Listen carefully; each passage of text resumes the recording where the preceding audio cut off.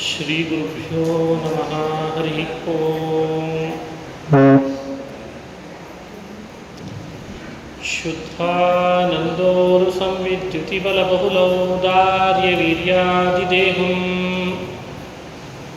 ಚಿಂತಾ ಸಂತಾಪಲೇಪೋದ್ಭವಮೃತಿಮುಖರಾಶೇಷದೋಷಾತಿದೂರಂ ಸದ್ಭಿರ್ವೈರಾಗ್ಯಭಕ್ತಿಶ್ರುತಿಮತಿನಿಯತಧ್ಯಾನಜಜ್ಞಾನಯೋಗಾತ್ ಗಮ್ಯಂ ವಂದೇ ಮುಕುಂದಾಭಿತಮಮಲಮಲಂ ಬ್ರಹ್ಮವೇದಾಂತವೇದ್ಯಂ ಅಭ್ರಮಂ ಭಂಗರಹಿತಂ ಅಜಡಂ ವಿಮಲಂ ಸದಾ ಆನಂದತೀರ್ಥಮತುಲಂ ಭಜೆ ತಾಪತ್ರಯಾಪಹಂ ಮೂಕೋಪಿ ಯತ್ಪ್ರಸಾದೇನ ಮುಕುಂದಶಯನಾಯತೆ ರಾಜರಾಜಾಯತೆ ರಿಕ್ತೋ ರಾಘವೇಂದ್ರಂ ತಮಾಶ್ರಯೇ ಆಪಾದಮೌಲಿಪರ್ಯಂತಂ ಗುರುಣಾಮಾಕೃತಿಂ ಸ್ಮರೇತ್ ತೇನ ವಿಘ್ನಾಃ ಪ್ರಣಶ್ಯಂತಿ ಸಿದ್ಧ್ಯಂತಿ ಚ ಮನೋರಥಾಃ. ಶ್ರೀ ಹರಿವಾಯು ಗುರುಗಳ ಚರಣಾರವಿಂದಗಳಲ್ಲಿ ಭಕ್ತಿಪೂರ್ವಕ ಪ್ರಣಾಮಗಳನ್ನು ಅರ್ಪಿಸಿ, ಪರಮ ಪೂಜ್ಯ ಶ್ರೀಪಾದಂಗಳವರ ಅಡಿದಾವರೆಗಳಲ್ಲಿ ಭಕ್ತಿಪೂರ್ವಕ ನಮಸ್ಕಾರಗಳನ್ನು ಅರ್ಪಿಸ್ತಾ, ಶ್ರೀರಾಮಚಂದ್ರ ದೇವರ ಸನ್ನಿಧಾನದಲ್ಲಿ ಮಾಧ್ವ ಪ್ರಮೇಯ ಹಾಗೂ ಮಾಧ್ವ ದೀಕ್ಷೆಯನ್ನು ಕುರಿತು ನಿನ್ನೆ ದಿವಸ ಕೆಲವು ವಿಷಯಗಳನ್ನು ಅನುಸಂಧಾನ ಮಾಡ್ತಾ ಬಂದ್ವಿ. ಭಗವಂತನ ಭಕ್ತಿ ಹಾಗೂ ಭಗವಂತನ ಪ್ರೀತಿ ಇವೆರಡೂ ಕೂಡ ಬಹಳ ದೊಡ್ಡ ಪ್ರಮೇಯ. ವೇದ, ಪುರಾಣ, ಇತಿಹಾಸ ಅಂದರೆ ಮಹಾಭಾರತ, ಪಂಚರಾತ್ರಗಳನ್ನು ಚೆನ್ನಾಗಿ ಮನಸ್ಸಿನಲ್ಲಿಟ್ಟುಕೊಂಡು ಆ ಪ್ರಮಾಣಗಳ ಆಧಾರದಲ್ಲಿ ಸಿದ್ಧಪಡಿಸಿದಂಥ ಪ್ರಮೇಯಗಳು ಅದೇ ಮಾಧ್ವ ಪ್ರಮೇಯ ಅಂತ ಕರೆಸ್ಕೊಳ್ತದೆ. ಪ್ರಮಾಣ ಇಲ್ಲದೆ ಯಾವೊಂದು ವಿಷಯವನ್ನು ಮಧ್ವಾಚಾರ್ಯರು ಜಗತ್ತಿಗೆ ತಿಳಿಸಲಿಲ್ಲ.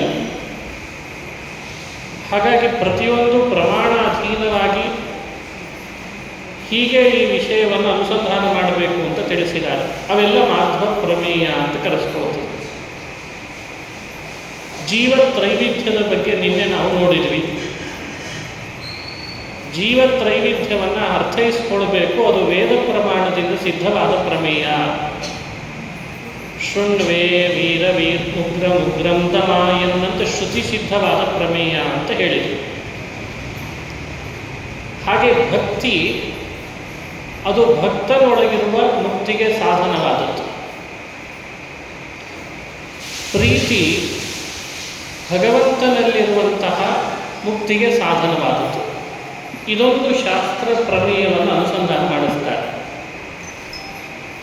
ನಾವೆಲ್ಲ ಮುಕ್ತಿ ಪಡೀಲಿಕ್ಕೆ ದೇವರಲ್ಲಿ ಭಕ್ತಿ ಮಾಡಬೇಕು. ಹಾಗಾಗಿ ಭಕ್ತಿ ಅನ್ನೋ ಮುಕ್ತಿ ಸಾಧನ ನಮ್ಮೊಳಗಿದೆ. ನಾವು ಮುಕ್ತರಾಗಲಿಕ್ಕೆ ದೇವರು ನಮ್ಮ ಮೇಲೆ ಪ್ರೀತಿ ತೋರಿಸ್ಬೇಕು. ಪ್ರೀತಿ ಅನ್ನೋ ಸಾಧನ ದೇವರೊಳಗಿದೆ. ಅದನ್ನು ಶಾಸ್ತ್ರೀಯವಾಗಿ ಹೇಳ್ತಾರೆ, ಸ್ವಲ್ಪ ಬಿಡಿಸಿ ಹೇಳೋ ಪ್ರಯತ್ನ ಮಾಡ್ತೇನೆ. ಮುಕ್ತಿ ಅಂದರೆ ಏನು ಅಂತ ನಿನ್ನೆ ಉಪನ್ಯಾಸದ ಕೊನೆಯಲ್ಲಿ ಅನುಸಂಧಾನ ಮಾಡ್ತಾ ಇದ್ವಿ. ಮುಕ್ತಿ ಅಂದರೆ ನಮ್ಮ ನಿಮ್ಮೆಲ್ಲರ ಸ್ವರೂಪದ ಆವಿರ್ಭಾವ, ಅದೇ ಮುಕ್ತಿ. ಒಳಗಡೆ ಆಗಲೇ ಆನಂದ ಇದೆ, ಜ್ಞಾನ ಇದೆ, ಇನ್ಬಿಲ್ಟ್ ಆಗಿದೆ. ಇನ್ಬಿಲ್ಟ್ ಅದು ಎಕ್ಸ್ಟರ್ನಲ್ ಅಲ್ಲ. ಎಕ್ಸ್ಟರ್ನಲ್ ಅಂದರೆ ಮತ್ತೊಂದು ಕಡೆಯಿಂದ ಹಾಕ್ಕೊಳ್ಳೋದಕ್ಕೆ. ಭಕ್ತಿ ಯಾವತ್ತೂ ಎಕ್ಸ್ಟರ್ನಲ್ ಅಲ್ಲ, ಜ್ಞಾನ ಎಕ್ಸ್ಟರ್ನಲ್ ಅಲ್ಲ ಅಂತಾರೆ ನಮ್ಮ ಹಿರಿಯರು. ಇದು ಭಗವತ್ಪಾದರೆ ಜಗತ್ತಿಗೆ ಕೊಟ್ಟ ದೊಡ್ಡ ಸಿದ್ಧಾಂತ. ಆತ್ಮನ ಸ್ವರೂಪದೊಳಗಿರುವ ಭಕ್ತಿ, ಆತ್ಮನ ಸ್ವರೂಪದೊಳಗಿರುವ ಆನಂದ, ಆತ್ಮನ ಸ್ವರೂಪದೊಳಗಿರುವಂಥ ಜ್ಞಾನ, ಈ ವಿಷಯವನ್ನು ಬಹಳ ಜನ ದಾರ್ಶನಿಕರು ಹೇಳೋದ್ರಲ್ಲಿ ಹೇಳಿದ್ದಾರೆ. ಆದರೆ ಭಗವತ್ಪಾದರು ಇದನ್ನು ನಿಶ್ಚಲವಾಗಿ ಹೇಳ್ತಾರೆ. ನಮ್ಮ ನಿಮ್ಮೆಲ್ಲರ ಒಳಗೆ ಆನಂದ ಇದೆ, ಅದು ಎಕ್ಸ್ಟರ್ನಲ್ ಆಗಿಲ್ಲ, ಇಂಟರ್ನಲ್ ಆಗಿದೆ. ಅದನ್ನು ಅಭಿವ್ಯಕ್ತಿಗೊಳಿಸೋದೇ ಮುಕ್ತಿ ಅಂತ ಒಂದು ಪ್ರಮೇಯವನ್ನು ಮಧ್ವಾಚಾರ್ಯ ಸಮರ್ಥನೆ ಮಾಡ್ತಾರೆ. ನೋಡಪ್ಪ, ನೀನೆಲ್ಲ ಆನಂದ ಸ್ವರೂಪನಿದ್ದಿ, ನಿನ್ನ ಆನಂದವನ್ನು ನೀನು ಅನುಭವಿಸ್ಲಿಕ್ಕಾಗಿ ಸಾಧನೆ ಮಾಡು, ನಿನ್ನ ಆನಂದವನ್ನು ನೀನು ಅನುಭವಿಸ್ಲಿಕ್ಕಾಗಿ ಪ್ರಯತ್ನ ಪಡು. ಹಾಗಾಗಿ ಮುಕ್ತಿ ಅಂದರೆ ಯಾವುದೋ ಒಂದು ಲೋಕ ಅನ್ನೋ ಕಲ್ಪನೆಯಲ್ಲಿ ಯಾವಾಗಲೂ ಇರಬೇಡ. ಕೆಲವರಿಗೆ ಮುಕ್ತಿ ಅಂದರೆ ಒಂದು ಲೋಕದ ಕಲ್ಪನೆ ಇದೆ, ಮೇಲೆ ಹೋಗೋದು ಅಂತ ಕೆಲವರು ಹೇಳ್ತಾರೆ, ಇನ್ನೇನೋ ಹೇಳ್ತಾರೆ. ಮುಕ್ತಿಯ ಬಗ್ಗೆ ಸಾಕಷ್ಟು ದಾರ್ಶನಿಕರು ಬೇರೆ ಬೇರೆ ರೀತಿ ಇಂಟರ್ಪ್ರಿಟೇಟ್ ಮಾಡಿದ್ದಾರೆ. ಇರಲಿ, ಭಗವತ್ಪಾದರು ಈ ವಿಷಯವನ್ನು ಹೇಳಿದ ಮೇಲೆ ಇಂಥ ಮುಕ್ತಿಯನ್ನು ಪಡೀಲಿಕ್ಕೆ ಭಗವಂತನಲ್ಲಿ ವಿಶೇಷವಾದ ಭಕ್ತಿ ಮಾಡಬೇಕು. ಆ ಭಕ್ತಿ ನಮ್ಮೊಳಗೆ ಇರುವಂಥದ್ದು, ಅದನ್ನು ಚೆನ್ನಾಗಿ ಅಭಿವೃದ್ಧಿ ಮಾಡಿಕೊಳ್ಬೇಕು ಅಂತ ಅಭಿಪ್ರಾಯ ಹೇಳಿದೆ. ಹಾಗಾದರೆ ಭಕ್ತಿ ಭಕ್ತನಿಷ್ಠ ಸಾಧನ ಅಂತ ಕರೀತಾರೆ, ಭಕ್ತನೊಳಗಿರುವ ಸಾಧನ. ಆ ಭಕ್ತಿ ಫಲ ಕೊಡೋದು ಯಾವ ರೀತಿಯಾಗಿ? ಭಗವಂತ ಪ್ರಸನ್ನನಾಗಬೇಕು. ಈ ಪ್ರಮೇಯವನ್ನು ವಿಮರ್ಶೆ ಮಾಡ್ತಾ ಬಂದರೆ ನಿಮಗೆ ಸ್ಪಷ್ಟ ಗೊತ್ತಾಗೋದೇನು ಅಂದರೆ, ಭಗವಂತನ ಪ್ರೀತಿ, ಭಗವಂತನ ಪ್ರಸಾದ ಅಂದರೆ ಏನು ಅಂತ ಪ್ರಶ್ನೆ. ದೇವರು ಪ್ರಸನ್ನನಾಗೋದು ಅಂದರೆ ಏನು? ಬಹಳ ಜನ ಕೇಳ್ತಿರ್ತಾರೆ, ದೇವರು ಪ್ರಸನ್ನನಾಗೋದು ಅಂದರೆ ಏನು, ದೇವರ ಪ್ರಸಾದ ಅಂದರೆ ಏನು? ಒಂದು ಸಾಮಾನ್ಯ ಸ್ತರದಲ್ಲಿ ಈ ಪ್ರಾಂತದಲ್ಲೆಲ್ಲ ಒಂದು ಕಲ್ಪನೆ ಇದೆ ಈಗಾಗಲೇ. ದೇವರನ್ನು ವಿಶೇಷವಾಗಿ ಪೂಜೆ ಮಾಡಿ, ಆರತಿ ಮಾಡಿ, ನೈವೇದ್ಯ ಮಾಡಿ, ಪ್ರಾರ್ಥನೆ ಮಾಡುವಾಗ ಅಪ್ಪಿತಪ್ಪಿ ಭಗವಂತನ ಪ್ರತಿಮೆಯಿಂದ ನಾವೇರಿಸಿದ ಹೂವೇ ಕೆಳಗೆ ಬಿತ್ತು ಅಂದರೆ ದೇವರ ಪ್ರಸಾದ ಆಯಿತು. ಇದೊಂದು ಕಲ್ಪನೆ ನಮ್ಮೊಳಗಿದೆ. ಪ್ರಸಾದ ಅಂದರೆ ಇದು ನಮ್ಮ ಕಲ್ಪನೆ. ಇರಲಿ, ಇದ್ರ ಬಗ್ಗೆ ನಾವು ಭೇದಕ ಜ್ಞಾನ ಹುಟ್ಟಿಸ್ಬಾರ್ದು. ಇದೊಂದು ವಿಶ್ವಾಸ, ಈ ನಂಬಿಕೆಯನ್ನು ಗೌರವಿಸಬೇಕು ನಾವೆಲ್ಲ. ಪ್ರಸಾದದ ಕಲ್ಪನೆ ಹೀಗಿದೆ ಈ ಪ್ರಾಂತದಲ್ಲಿ, ಸಾಕಷ್ಟು ಕಡೆ ಇದೆ. ನಾವೇನೋ ಒಂದು ಬೇಡಿಕೆ ಇಡ್ತೇವೆ, ದೇವರು ತನ್ನ ಬಲಗಡೆಯಿಂದ ಒಂದು ಹೂವನ್ನು ಬೆಳೆಸಿದ, ಹಾಗಾದರೆ ನಾವು ಮುಂದೆ ಮಾಡಬೇಕಾದ ಕಾರ್ಯಕ್ಕೆ ಪ್ರಸಾದ ಕೊಟ್ಟ. ಈ ಪ್ರಸಾದ ಮುಕ್ತಿಗೆ ಕಾರಣನ, ಅಥವಾ ಇದೇ ಪ್ರಸಾದನ, ಅಥವಾ ಇದಕ್ಕಿಂತ ಬೇರೆ ಒಂದು ಪ್ರಸಾದ ಅಂತ ಒಂದು ಇದೇನಾ? ವೇದಗಳು ಏನು ಹೇಳ್ತಾವೆ ಅದನ್ನು ಮಧ್ವಾಚಾರ್ಯರು ಜಗತ್ತಿಗೆ ಕೊಡ್ತಾರೆ. ಯಮೇ ವೈಷಂ ವೃಣುತೆ ತೇನ ಲಭ್ಯ ತಸ್ಯೈಷ ಆತ್ಮ ವಿವೃಣತೆ ತನುಂ ಸ್ವಾಂ ಅಂತ ಒಂದು ಶ್ರುತಿ ವಾಕ್ಯ. ಯಸ್ಯ ಪ್ರಸಾದಾತ್ ಪರಮಾರ್ಥಿ ರೂಪಾಂ ಪರಮಾರ್ಥಿ ರೂಪಾತ್ ಅಸ್ಮಾತ್ ಸಂಸಾರಾನ್ ಮುಚ್ಯತೆ ನಾಪರೇಣ ಅಂತ ಮತ್ತೊಂದು ಶ್ರುತಿ ವಾಕ್ಯ. ಈ ವೇದಗಳು ಸ್ಪಷ್ಟವಾಗಿ ಒಂದು ವಿಷಯವನ್ನು ನಮಗೆ ನಿರೂಪಿಸ್ತವೆ. ಏನದು ಅಂದರೆ, ಭಗವಂತನ ಇಚ್ಛೆ, ಭಗವಂತನ ಒಳಗೊಂದು ಇಚ್ಛಾ ಗುಣ ಇದೆ. ಆ ಇಚ್ಛೆಯನ್ನೇ ಪ್ರಸಾದ ಅಂತ ಕರೆದಂತಂತೆ. ಮತ್ತೊಂದು ಹೊಸ ಗುಣ ಆದರೂ ಇಟ್ಕೊಳ್ಬೋದು. ಪ್ರಸಾದ ಇಚ್ಛಾವಾ ಭವತು ಗುಣವಾ ಭವತು ಅಂತಾರೆ ಹಿರಿಯರು. ಭಗವಂತನ ಮನಸ್ಸಿನೊಳಗೆ ಹೀಗೊಂದು ವಿಷಯ ಬರ್ತದಂತೆ, ಈತನನ್ನು ನಾನು ಅನುಗ್ರಹಿಸುತ್ತೇನೆ ಅಂತ ಬರ್ತದೆ. ಏನಂ ಮೋಚಯಾಮಿ ಅಂತ ಹಿರಿಯರೆಲ್ಲ ನಮಗೆ ಹೇಳಿಕೊಟ್ಟಿದ್ದಾರೆ. ಈ ವ್ಯಕ್ತಿಯನ್ನು ಸಂಸಾರದಿಂದ ಮೋಚನೆ ಮಾಡ್ತೇನೆ. ಒಬ್ಬ ರಾಜನಿಗೆ ಬಂಧೀಖಾನೆಯಲ್ಲಿ ಹಾಕಿರ್ತಾನೆ ಕಳ್ತನ ಮಾಡಿದವನನ್ನು. ಅದು ಅವನು ಸ್ವತಂತ್ರ ರಾಜ, ಯಾವಾಗ ಬೇಕಾದರೂ ಆ ವಿಷಯದಲ್ಲಿ ಅವನನ್ನು ಬಿಡಿಸ್ಬೋದು. ಭೃತ್ಯರಿಗೆ ಹೇಳ್ತಾನೆ, ಇಷ್ಟು ದಿವಸ ಅವನಿಗೆ ಶಿಕ್ಷೆ ಆಯ್ತಲ್ಲ, ಇನ್ನು ಮುಂದೆ ಅವನನ್ನು ಶಿಕ್ಷೆಯಲ್ಲಿ ಇಡೋದು ಬೇಡ, ಬಂಧೀಖಾನೆಯಲ್ಲಿ ಈಗ ಅವನನ್ನು ಬಿಡಿಸ್ರಿ ಅಂತ ಅವನನ್ನು ಹೇಳ್ತಾನೆ. ಅದು ಅವನಿಗೆ ಇಚ್ಛೆ ಬರಬೇಕು, ಇವನನ್ನು ಬಿಡಿಸೋಣ ಅಂತ. ಯಾವಾಗ ಇಚ್ಛೆ ಬರ್ತದೋ ಆವಾಗ ಆತ ಅವನನ್ನು ಬಿಡಿಸ್ಬಿಡ್ತಾನೆ. ಇದು ಒಬ್ಬ ರಾಜ ಬಂಧೀಖಾನೆಯಲ್ಲಿಟ್ಟ, ಕಾರಾಗೃಹದಲ್ಲಿಟ್ಟ ವ್ಯಕ್ತಿಯನ್ನು ಬಿಡಿಸುವ ಒಂದು ದೃಷ್ಟಾಂತವನ್ನು ಭಗವತ್ಪಾದರು ಕೊಟ್ಟು ಅನುವ್ಯಾಖ್ಯಾನದಲ್ಲಿ ಇದೊಂದು ಸ್ಪಷ್ಟಪಡಿಸ್ತಾರೆ ನಮಗೆ. ಏನಂತ ಅಂದರೆ, ನಾವೆಲ್ಲ ಸಂಸಾರದ ಬಂಧೀಖಾನೆಯಲ್ಲಿದ್ದೇವೆ. ನಮಗೆಲ್ಲ ಸಂಸಾರ ಸ್ಮಾರ್ಟ್ ಸಿಟಿ ಅಂದ್ಕೊಂಡಿದ್ದೇವೆ. ಸ್ಮಾರ್ಟ್ ಸಿಟಿ ಅಲ್ಲ, ಸಂಸಾರ ಬಂಧೀಖಾನೆ. ಬಂಧನದೊಳಗೆ ನಾವಿದ್ದೇವೆ. ಬಂಧನದೊಳಗಿರುವ ನಮ್ಮನ್ನು ಭಗವಂತ ಏನಂ ಮೋಚಯಾಮಿ, ಇವನನ್ನು ಬಿಡಿಸ್ತೇನೆ ಅಂತ ಯಾವಾಗ ಅವನ ಮನಸ್ಸಿನಲ್ಲಿ ಇಚ್ಛೆಯನ್ನು ತಾಳ್ತಾನಲ್ಲ, ಆ ಇಚ್ಛೆಗೆ ವಿಷಯರಾಗುವುದನ್ನು ಪ್ರಸಾದ ಅಂತ ಕರೀತಾರೆ. ಇಚ್ಛೆನೇ ಪ್ರಸಾದ. ನೋಡಿ, ಈ ಪ್ರಸಾದದ ಕಲ್ಪನೆಯನ್ನು ನಮಗೆ ವೇದಾಂತಗಳಲ್ಲಿ ಭಗವತ್ಪಾದರು ಪ್ರಮಾಣದಿಂದ ಸಿದ್ಧಪಡಿಸಿಕೊಟ್ರು. ನಮಗೆ ತಲೆ ಒಳಗಿರೋ ಪ್ರಸಾದ ಯಾವುದು? ದೇವರೊಂದು ಹೂ ಬೀಳಿಸಿಬಿಟ್ಟ ಅಂದರೆ ಪ್ರತಿಮೆಯಿಂದ ಅದು ಪ್ರಸಾದ ಅಂತ ನಮ್ಮ ತಲೆ ಒಳಗಿದೆ ಕಲ್ಪನೆ. ಅವೆಲ್ಲ ಸೂಚನೆಗಳಿಗೆ ಅದು ಸೂಚನೆ ಮಾತ್ರ, ಅದು ಸೂಚಕ. ಆ ರೀತಿ ನಮಗೆ ಎಂತಾದದ್ದು ಒಂದು ಸೂಚಕ. ಆ ಸೂಚಕವೂ ಕೂಡ ಫಲ ಕೊಡೋದನ್ನು ಸೂಚನೆ ಮಾತ್ರ ಮಾಡ್ತದೆ ಅಂತ ಇಟ್ಕೊಳ್ರಿ, ತಪ್ಪಲ್ಲ. ಆದರೆ ವಾಸ್ತವಿಕವಾಗಿ ಪ್ರಸಾದ ಅಂದರೆ ನಮ್ಮನ್ನು ಮೋಚನೆ ಮಾಡ್ತೇನೆ ಅಂತ ಭಗವಂತನ ಮನಸ್ಸಿನಲ್ಲಿ ಬರುವ ಇಚ್ಛೆಗೆ ಪ್ರಸಾದ ಅಂತ ಕರೆದಿದ್ದಾರೆ ಹಿರಿಯರು. ಇಚ್ಛೆ ಇರೋದು ದೇವರಲ್ಲಿ. ಆ ಇಚ್ಛೆ ಯಾವಾಗ ಬರ್ತದೆ ಭಗವಂತನಿಗೆ ಅಂತ ಪ್ರಶ್ನೆ. ಯಾವಾಗ ಬರ್ತದೆ? ದೇವರಿಗೆ ಈ ಭಕ್ತನನ್ನು ಮೋಚನೆ ಮಾಡ್ತೇನೆ ಅನ್ನೋ ಇಚ್ಛೆ ಯಾವಾಗ ಬರ್ತದೆ? ಅದನ್ನು ಮತ್ತೆ ಚರ್ಚೆ ಮಾಡಿದರು ಭಗವತ್ಪಾದರು ಅನುವ್ಯಾಖ್ಯಾನದಲ್ಲಿ. ನಾವು ನೀವುಗಳೆಲ್ಲ ಪ್ರಯತ್ನ ಪಟ್ಟು ಭಗವಂತನಲ್ಲಿ ಇಚ್ಛೆ ಬರುವ ಹಾಗೆ ಮಾಡಲಿಕ್ಕಾಗ್ತದಾ ಇಲ್ವಾ? ಒಬ್ಬ ರಾಜ ನಾವು ಕಳ್ತನ ಮಾಡಿದ್ದಕ್ಕೆ ಬಂದೀಖಾನೆಯಲ್ಲಿ ಹಾಕಿದಾಗ ಪದೇ ಪದೇ ನಾವು ಇನ್ಫ್ಲುಯೆನ್ಸ್ನಿಂದ ರಾಜಕಾರಣಿಗಳ ಮೂಲಕವಾಗಿ ನಮ್ಮನ್ನು ಬಿಡಿಸ್ಕೊಡ್ಲಿಕ್ಕೆ ಬಂದ ಹಾಗೆ ದೇವರಿಗೆ ಏನಾದರೂ ಇನ್ಫ್ಲುಯೆನ್ಸ್ ಮಾಡ್ಲಿಕ್ಕೆ ಬರ್ತದಾ? ಅಥವಾ ನಮ್ಮೆಲ್ಲರ ಪಂಚಾಮೃತಕ್ಕೆ ಅವನು ಒಲಿತಾನೆ ಅಂತ ಅರ್ಥನಾ? ಭಗವಂತ ಯಾವುದರಿಂದ ಒಲಿತಾನೆ, ಯಾವುದರಿಂದ ಅವನ ಮನಸ್ಸಿನೊಳಗೆ ನಮ್ಮ ಬಗ್ಗೆ ಈ ಇಚ್ಛೆ ಬರ್ತದೆ? ಅದನ್ನೂ ಕೂಡ ಭಗವತ್ಪಾದರು ಒಂದು ಪ್ರಮೇಯವಾಗಿ ಹೇಳ್ತಾರೆ, ಸ್ಪಷ್ಟಪಡಿಸಿ ಒಂದು ಪ್ರಮೇಯ. ಅದು ಆ ಪ್ರಮೇಯವನ್ನು ಯಾವತ್ತೂ ಮರಿಬಾರದು ನಾವು. ಭಗವಂತ ನಮ್ಮ ಬಗ್ಗೆ ಪ್ರಸನ್ನನಾಗಬೇಕಾದ್ರೆ, ಅವನ ಮನಸ್ಸಿನೊಳಗೆ ನಮ್ಮ ಬಗ್ಗೆ ಈ ಇಚ್ಛೆ ಬರಬೇಕಾದ್ರೆ ಇದು ಕಾರಣ ಅಂತ ಹೇಳ್ತಾರೆ. ಈ ಪ್ರಮೇಯ ಯಾವ ದಾರ್ಶನಿಕರು ಹೇಳಲೇ ಇಲ್ಲ. ಸ್ವಯೋಗ್ಯೋಪಾಸನೆಯ ತನ್ವ ತದ್ಯೋಗ್ಯಯ ತಥಾ ಸರ್ವೈರ್ಗುಣೈರ್ ಬ್ರಹ್ಮಣಾತು ಸಮುಪಾಸ್ಯೋ ಹರಿಸದಾ ಅಂತ ಹೇಳಿ. ನಾವು ನೀವು ನಮಗೆ ಯೋಗ್ಯತೆಗೆ ಅನುಗುಣವಾದ ಭಗವಂತನ ಒಂದು ರೂಪ ನಮ್ಮೊಳಗೇ ಇದೆ. ಅದನ್ನು ನಾವು ಉಪಾಸನೆ ಮಾಡಿದರೆ ಮಾತ್ರ ಭಗವಂತ ನಮ್ಮ ಬಗ್ಗೆ ಪ್ರಸನ್ನೋನ್ಮುಖನಾಗ್ತಾನೆ, ಪ್ರಸಾದೋನ್ಮುಖನಾಗ್ತಾನೆ. ಎಂಥ ಅದ್ಭುತವಾದ ಕಾನ್ಸೆಪ್ಟ್ ಇದು. ಈ ಕಾನ್ಸೆಪ್ಟನ್ನು ಮರೆತು ನಾವಿವತ್ತು ಬದುಕ್ತಿದ್ದೇವೆ. ಬಹಳ ದೊಡ್ಡ ಅನರ್ಥ ಇದರಿಂದ. ನಮ್ಮೊಳಗೆ ಭಗವಂತ ಒಂದು ರೂಪ ಇಟ್ಟಿದ್ದಾನೆ. ಆ ಭಗವದ್ ರೂಪವನ್ನು ನಮ್ಮೊಳಗೆ ಇದ್ದಾನಾದ್ರಿಂದ ನಾವೇ ಅವನನ್ನು ಒಲಿಸ್ಕೊಳ್ಬೇಕಂತೆ. ಅದು ಇಂಟರ್ನಲ್ ಆ ರೂಪ. ಅದನ್ನು ಸ್ವಯೋಗ್ಯೋಪಾಸನೆಯ ಅಂತ ಕೇಳಿದ್ದಾರೆ.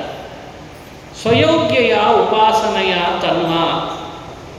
ಇದಕ್ಕೆ ಹಿರಿಯರು ಹೇಳಿದರು ಮತ್ತೊಂದು ಶಬ್ದದಲ್ಲಿ ಬಿಂಬ ಅಂತ ಹೆಸರಿಟ್ಟರು. ಅದಕ್ಕೆ ಬಿಂಬ ಬಿಂಬ ಅಂತ ಕರೆದರು. ನಮ್ಮೊಳಗೆ ನಮ್ಮ ಅರ್ಹತೆಗೆ ಅನುಗುಣ ನಮ್ಮಿಂದಲೇ ಸಾಧನೆ ಮಾಡಿಸಿ ನಮಗೆ ಬೇಕಾದದ್ದಂಥ ಆನಂದವನ್ನು ನಮಗುಣಿಸ್ಲಿಕ್ಕೆ ಅಂತಿರುವ ಭಗವದ್ ರೂಪ ಬಿಂಬ. ಈ ಕಾನ್ಸೆಪ್ಟನ್ನು ಬೇರೆ ಯಾವ ದಾರ್ಶನಿಕರಿಗೂ ಹುಡುಕ್ಲಿಕ್ಕೆ ಬರಲಿಲ್ಲ. ಯಮೇವೈಷವೃಣುತೆ ತೇನ ಲಭ್ಯ ಅನ್ನೋ ಶ್ರುತಿವಾಕ್ಯ, ಅಲ್ಲಿರುವಂತಹ ಏಷಃ ಅನ್ನುವ ಮಾತು ಅದು ಬಿಂಬರೂಪಿ ಭಗವಂತನನ್ನು ಹೇಳುವ ಮಾತು. ನೋಡಿ, ನಾವು ನೀವುಗಳೆಲ್ಲ ಚೇತನರು. ನಮ್ಮದಿದೊಂದು ದೇಹ, ಇದು ಸ್ಥೂಲ ದೇಹ. ಈ ದೇಹದೊಳಗೆ ಒಂದು ದೇಹ ಇದೆ, ಆ ದೇಹದೊಳಗೆ ಮತ್ತೊಂದು ದೇಹ ಇದೆ. ಅದನ್ನು ಲಿಂಗ ದೇಹ, ಅನಿರುದ್ಧ ದೇಹ ಅಂತೆಲ್ಲ ಕರೀತಾರೆ, ಎರಡು. ಅದರೊಳಗೊಂದು ದೇಹ ಇದೆ, ಅದನ್ನು ಸ್ವರೂಪ ದೇಹ ಅಂತ ಕರೀತಾರೆ. ಸ್ವರೂಪ ದೇಹ ಅಂದರೆ ಜೀವನಿಂದ ಬೇರ್ಪಡಿಸ್ಲಿಕ್ಕಾಗದ ಜೀವನ ಸ್ವರೂಪವೇ ಆದ ದೇಹಕ್ಕೆ ಸ್ವರೂಪ ದೇಹ ಅಂತ ಹೆಸರಂತೆ. ಆ ಸ್ವರೂಪ ದೇಹದೊಳಗಿರುವ ಜೀವಾತ್ಮನಿಗೆ ಪ್ರತಿಬಿಂಬ ಸ್ಥಾನ ಕೊಟ್ಟರು ಭಗವತ್ಪಾದರು. ಪ್ರತಿಬಿಂಬ ಅಂತ ಕರೆದರು. ಆ ಪ್ರತಿಬಿಂಬನ ಎಲ್ಲ ಚಲನವಲನಗಳು ಯಾವತ್ತಿದ್ರೂ ಬಿಂಬನ ಅಧೀನವಾಗಿಯೇ ಆಗ್ತದೆ. ಬಿಂಬನ ಅಧೀನವಲ್ಲದೆ ಪ್ರತಿಬಿಂಬ ಚಲಿಸ್ಲಿಕ್ಕೆ ಅವಕಾಶ ಇಲ್ಲ. ಬಿಂಬ ಚಲಿಸ್ತಾ ಪ್ರತಿಬಿಂಬ ಚಲಿಸ್ತದೆ, ಬಿಂಬ ನೋಡ್ತಾ ಪ್ರತಿಬಿಂಬ ನೋಡ್ತದೆ, ಬಿಂಬ ಕೇಳ್ತಾ ಪ್ರತಿಬಿಂಬ ಕೇಳ್ತದೆ. ನೋಡಿ, ಇದೊಂದು ದೊಡ್ಡ ಕಾನ್ಸೆಪ್ಟನ್ನು ಮೊಟ್ಟ ಮೊದಲು ಭಗವತ್ಪಾದರು ಎಕ್ಸ್ಪೋಸ್ ಮಾಡಿದರು. ಇದು ವೇದಾಂತ ಸೂತ್ರಗಳಲ್ಲಿ ಹೇಳಿದ ಕಾನ್ಸೆಪ್ಟ್ ಇದು. ಬಹಳ ಜನ ವೇದಾಂತ ಸೂತ್ರಗಳಿಗೂ ತಪ್ಪಾಗಿ ಇಂಟರ್ಪ್ರಿಟೇಟ್ ಮಾಡಿದ್ದಾರೆ. ರೂಪಂ ರೂಪಂ ಪ್ರತಿರೂಪೋ ಬಭೂವ ಅಂತ ಶ್ರುತಿ ವಾಕ್ಯವನ್ನು ಪ್ರಮಾಣೀಕರಿಸಿ ವೇದಾಂತ ಸೂತ್ರಗಳನ್ನು ವ್ಯಾಖ್ಯಾನ ಮಾಡ್ತಾ ಓಂ ಜ್ಞೋತ ಏವ ಇತ್ಯಾದಿ ಸೂತ್ರಗಳಿಂದ ಜೀವನ ಅಣುತ್ವ ಪ್ರಮೇಯವನ್ನು ನಿರೂಪಿಸಿ ಓಂ ಆಭಾಸ ಏವ ಚ ಅಂತನ್ನೋ ಸೂತ್ರದ ಮೂಲಕವಾಗಿ ಪ್ರತಿಬಿಂಬ ಬಿಂಬ ಭಾವವನ್ನು ಜಗತ್ತಿಗೆ ಎಕ್ಸ್ಪೋಸ್ ಮಾಡಿದವರು ಮಧ್ವಾಚಾರ್ಯ. ಈ ವಿಷಯವನ್ನು ಯಾವತ್ತೂ ಮರಿಬಾರದು. ಭಗವಂತ ಬಿಂಬನಾಗಿ ನಾವೆಲ್ಲರೂ ಅವನಿಗೆ ಪ್ರತಿಬಿಂಬರಾಗಿದ್ದೇವೆ. ಬಿಂಬ, ಈ ಪ್ರತಿಬಿಂಬ ಅನ್ನೋ ಭಾವ ದೊಡ್ಡ ಪ್ರಮೇಯ ಇದೆ. ಈ ಬಿಂಬನನ್ನು ಒಲಿಸ್ಕೊಳ್ಳಿಕ್ಕೆ ನಮ್ಮಿಂದ ಪ್ರಯತ್ನ ನಡೆಯಬೇಕು.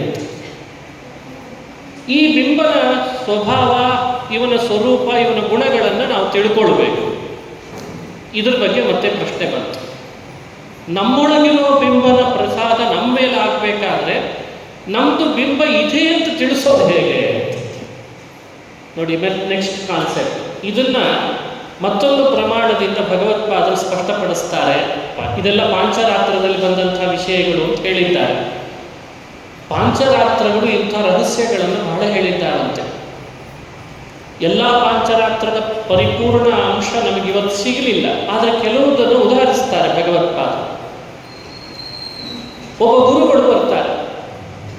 ಆ ಗುರುಗಳು ನಮಗಾಗಿ ಇಂತ ನಮ್ಮ ಬಿಂಬವನ್ನು ಉಪಾಸನೆ ಮಾಡಲಿಕ್ಕೆ ಒಂದಾ ನಮ್ಮ ಸನ್ನಿಧಿಗೆ ಅವರ ಸನ್ನಿಧಿಗೆ ನಾವು ಹೋಗೋ ಆಟ ಆಗ್ತಿರುವಂತೆ. ಆ ಗುರುಗಳ ಮೂಲಕವಾಗಿ ನಮಗೆ ಉಪಾಸನೆಗೆ ಬೇಕಾದ ಬಿಂಬದ ಉಪದೇಶ ನಡೀತದೆ. ಯಾವತ್ತು ನಮ್ಮ ಬಿಂಬೋಪದೇಶಕ ಗುರುಗಳ ಪ್ರಾಪ್ತಿ, ಬಿಂಬ ಗುರುಗಳ ಉಪದೇಶ, ಆ ವಿಷಯಗಳು ತಿಳಿತದೋ ಅವತ್ತಿನಿಂದ ನಮಗೆ ಆ ಉಪಾಸನೆ ಪ್ರಾರಂಭ ಆಗ್ತದೆ. ಬಿಂಬೋಪದೇಶಕ ಗುರುಗಳು ಸಿಗದು ಹೊತ್ತು ಬಿಂಬನ ಸ್ವರೂಪದ ಪರಿಚಯ ಆಗಲ್ಲ, ಉಪಾಸನ ನಡೀಲಿಕ್ಕೆ ಅವಕಾಶ ಇಲ್ಲ. ಈ ಪ್ರೊಸೆಸ್ಸನ್ನು ತಾತ್ಪರ್ಯ ನಿರ್ಣಯದ ಪ್ರಾರಂಭದ ಅಧ್ಯಾಯಗಳಲ್ಲಿ ನಮಗೆ ಸ್ಪಷ್ಟವಾಗಿ ಮಧ್ವಾಚಾರ್ಯ ವ್ಯಾಖ್ಯಾನ ಮಾಡಿಕೊಡ್ತಾರೆ. ಹಾಗಾಗಿ ಪ್ರತಿಯೊಬ್ಬ ವ್ಯಕ್ತಿ ಬಿಂಬೋಪಾಸಕ ಗುರುಗಳಿಗೋಸ್ಕರವಾಗಿ ಪ್ರಯತ್ನ ಪಡಬೇಕು ಪ್ರಾಪ್ತಿಗಾಗಿ. ಅವ್ರ ಮೂಲಕವಾಗಿ ಬಿಂಬದ ಉಪಾಸನೆಯನ್ನು ತಿಳಿಬೇಕು. ಉಪಾಸನೆಯನ್ನು ತಿಳಿದು ಉಪಾಸನೆ ಮಾಡಿ ಆ ಭಗವಂತನ ಪ್ರಸಾದವನ್ನು ಪಡೆಯಬೇಕು ಅನ್ನೋ ಕಾನ್ಸೆಪ್ಟನ್ನು ಮೊಟ್ಟ ಮೊದಲು ಜಗತ್ತಿಗೆ ತಿಳಿಸಿದವರೇ ಭಗವತ್ಪಾದರು. ಈ ಪ್ರಮೇಯ ಬಹಳ ರಹಸ್ಯವಾದ ಪ್ರಮೇಯ. ಇದರ ಮೇಲೆ ಮತ್ತೊಂದು ಪ್ರಮೇಯವನ್ನು, ಇದರ ಬಗ್ಗೆ ಒಂಚೂರು ವಿಸ್ತಾರವನ್ನು ಅನುಸಂಧಾನ ಮಾಡೋಣ. ಓಂ ಆಕಾಶ ಏವಚ ಅಂತ ಸೂತ್ರವನ್ನು ವಿವರಣೆ ಮಾಡ್ತಾ ಇಂದ್ರಚಾಪೋ ರವೇರ್ಯಥ ಅಂತ ಬ್ರಹ್ಮಮೀಮಾಂಸಾ ಶಾಸ್ತ್ರ ವಿವರಣೆ ಮಾಡ್ತಾರೆ ಭಗವತ್ಪಾದ.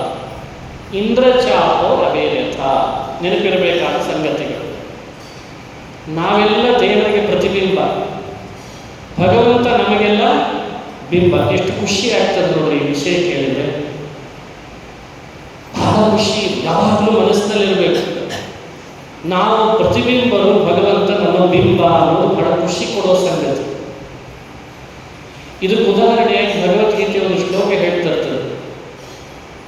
ಕೃಷ್ಣಾರ್ಜುನರ ಸಂವಾದದಲ್ಲಿ ಅರ್ಜುನ ಪದೇ ಪದೇ ಹೇಳ್ತಾ ಇದ್ದ, ಇವ ನಮ್ಮ ಅಣ್ಣ, ಇವ ನಮ್ಮ ಗುರುಗಳು, ಇವ ನಮಗೆ ಪಾಠ ಮಾಡಿದವರು, ಇವರು ನಮ್ಮ ಅಜ್ಜ ಭೀಷ್ಮ, ಇವ ನನಗೆ ಹೇಳಿಕೊಟ್ಟ ಮಾವ ಅಂತ.